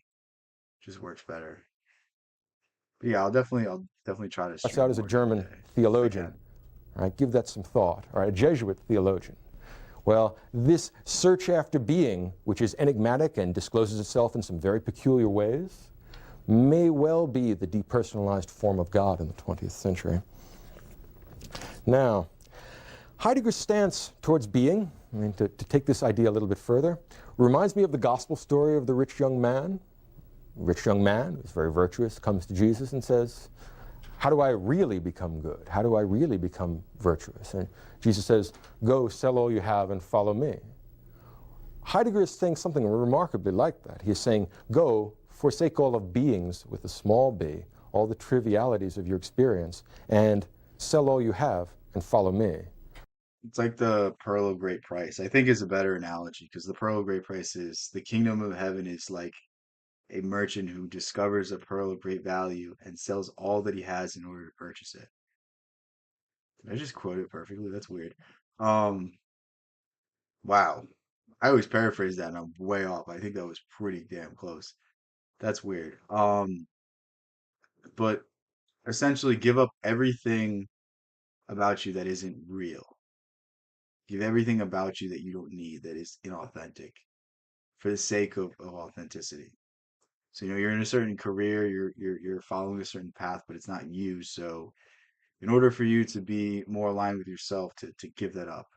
Not saying do anything rash, but it's to progress yourself in that direction, progress yourself in that sort of way of things, and slowly over time embody more and more of yourself. Not follow Heidegger, but follow being itself. Follow authenticity. It is the only obligation left for the conscious human being in the 20th century. This is a very closely sanded down version of Wow. theology, I suspect. I so far I'm enjoying this. So far, I definitely see why people like Heidegger because there's a lot of truth in it. Like I don't think people really have objections to religion per se. I just think they have objections to the medium, and they probably had somebody in their life that was a tyrant, that was very religious, and that's really why people kind of fall out of love with religion. But like a lot of the teachings are, if you strip down the need to believe in it, it really can benefit you, and that's what it seems like Heidegger is doing. Now, his great work, Being in Time, is a very difficult piece of work because it wasn't all published in one whole chunk. He published it for various kind of academic contingencies in 27. And the idea behind it is that freedom has to be earned. It's not something you get given, it's something you work towards. Does this not just sound like Gurdjieff? Like Gurdjieff says, man has to earn his soul. Man has to earn his consciousness. It's not something that's given to you. It's something that you have to work at. It's so weird because we just went over Gurdjieff and I'm just seeing the parallels. As a response to Dasein, and you earn your freedom. You become a human being. You make yourself by your confrontation with the real facts of human existence, of Dasein. And here are some of the parts. The first volume is a sort of hermeneutics of being. There are two volumes in Being in Time. And the first volume is an analysis of what we might call the unreflective state of being, of a man or a woman that's caught up with this being, small b, and that being, small b, that is still distracted from distraction by distraction. And the problem that he's going to... Distracted by distraction from distraction. I'm definitely going to start using that. That's tremendous. raise Would you say that T.S. Eliot? is that we are lying to ourselves. We delude ourselves. We get ourselves all caught up with little things that really don't matter to us. And then we ignore what we really are. And God... Think about what you do on a daily basis. Sorry, I'm starting to lose my voice. The things you do on a daily basis, and are they really things that you want to do? Are they really things that are important to you? Think of how much you scroll on your phone, how much you check the news, how much you watch TV, how much you do things that aren't really you. You're doing out of habit, you're doing out of convention, you're doing because it's the easy thing to do versus how much time do you spend reading, how much time do you spend uh, developing your body, training jujitsu. Just talking about myself, aren't I? But how much time do you spend doing the things that you actually want to do is the question. And I think this is a very important question to start asking yourself because if the percentage of time that you're spending doing things that you don't enjoy doing, even aside from work, we all gonna have to, you know, earn our bread some way. But like, do you at all devote any time to yourself? Do you at all devote any time to what makes you you, what makes you happy, what brings you fulfillment, what brings you depth of experience? God knows we are offered little enough in this Dasein, in this world of contingent finitude. And minimally, we have an obligation to ourselves to become what we can. Now, in this first volume, he analyzes this pre-reflective state before we actually connect or confront Dasein. And it turns out that that human being has three related aspects, or that Dasein is a threefold structure. And the first is facticity, in German Geworfenheit, to be thrown. Why does that sound so funny?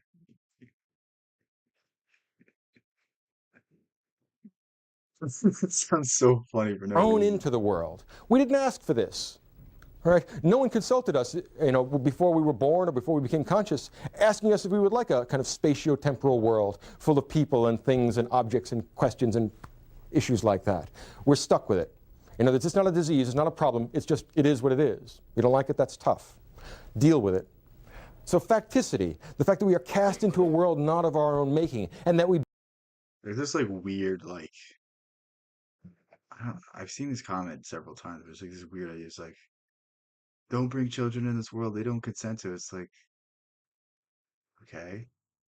I don't know. I don't know if it's just like a very like depressed person saying that because it's weird because like I'm happy my parents brought me into this world, and I'm sure my kids will be happy when I bring them into this world. Sure they can't consent to it, but like it's the only thing in their life that they're not really gonna have a choice in. busy ourselves with little irrelevant Hopefully. things, right? That's a given. The second element in existence is existentiality. And this idea entails appropriating the world for our own purposes. We take knowledge, we take objects, we take food, we take things of utility to us, and we manipulate them in practical ways. Right? Practical utility is a very pragmatic sense of how human beings interact with the world around them. And the final quality of human being, particularly this pre-reflective quality, is the quality of, in German it's Verfallen, but the best translation in English is probably something like forfeiture. There's something wrong with us. There's a sort of radical deprivation of the human condition as it starts. This is what gives Heidegger something to do. He wants to... I think it's like the hero's journey. Like there's a part of yourself you haven't found yet. There's a part of yourself you have to develop. Almost like Nietzsche's will to power or Freud's idea of libido is that like you have to go out into the world and master something. You have to go out into the world and find something that you're good at and in some way have control. To start with this pre-reflective, kind of unconscious human state and drive us towards consciousness of ourselves. He doesn't guarantee that this is going to be pretty. He doesn't guarantee this is going to be Sounds like Gurdjieff again. So weird. easy, and he doesn't guarantee that this is going to be readily intelligible. But on the other hand, whatever it is you are engaged in that isn't that, relatively unimportant. What profiteth a man that he should gain the whole world and lose his soul? I think that this has at least one foot in Christian theology, and I think that many of the... And I can see why people like it because it's taking the good and kind of rejecting the dogma, rejecting the hang-ups that people would have with a sort of church ideology. Interesting, though. ideas of Heidegger's honest or authentic confrontation of being are philosophical, highly abstract Jesuit theology de-theologized or de-divinized. You definitely just read what is it, Thomas Aquinas? I still need to read Aquinas. I've had his book for like a year now. I just haven't even opened the page. You hold on to the structure, you leave the content, things are going to get very weird. All right. So we have facticity, existentiality, and forfeiture. This condition of being verfallen, of being caught up in a web of Maya, a web of illusions, the world of beings, this booming, buzzing confusion out. Think of like the worldly sense of the world, like the people that are consumed in social media, the people that are consumed in the news, the people that are consumed by their addictions and their things that don't allow them to be all that they can be. People that are stuck, we'll say. It's so once he made the connection to Christian theology, it's clicking what he's Out saying. there is essentially not real. Our reality is in being capital B, not in any of these trivialities, these distractions that we're forced to confront just from being a human being. If you always live your life in this condition of being verfallen, In this condition of forfeiture, you have forfeited your claim to being really human. Gurdjieff said man is a machine, and they're unconsciously going about their day, pulled in all different directions, influenced by the planets. And here he's saying the exact same thing, is that if you don't take the responsibility to become who you really are, then you have forfeited your right to be a human being. Oh my God, it's so weird. To be human is to confront the I feel like world the I'm just way it saying the same is. thing I said Now, earlier, it's to but in a be different a context. grown-up adult that is willing to deal with human life as it is, rather than getting distracted or sidetracked by any of the various cul-de-sacs that life might offer us. And if you think about what this leads to, these men, or the vast majority of human beings apparently, are caught up in this inauthentic mode of existence, and that is the source. Think of how many people are in this endless cycle of every 4 years, I'm going to become obsessed with politics, and then I'm going to forget about it for the next 3 years. And then it'll become the most important thing again. Then I'll forget about it. It's so weird. There's something so trivial to it when you see the bigger picture, when you see how these cycles just occur and repeat, and they'll keep going for the end of time and for the end of how these things will just play out. And yet nobody notices. Yet people continually be pulled in all sorts of directions. Very, very weird. But I think I'm gonna end it now because I'm like I feel my voice going, and I'm gonna have to start coughing. And I don't feel like drinking tea this late at night. I feel like we're probably 2.5 hours in, right? Pretty close to 2.5 hours in. I'm gonna stream again tomorrow. Hopefully it'll be earlier so that we can go longer.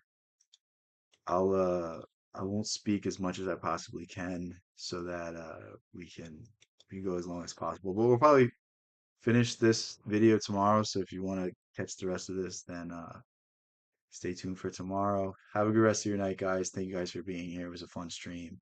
Peace out. Catch you next one.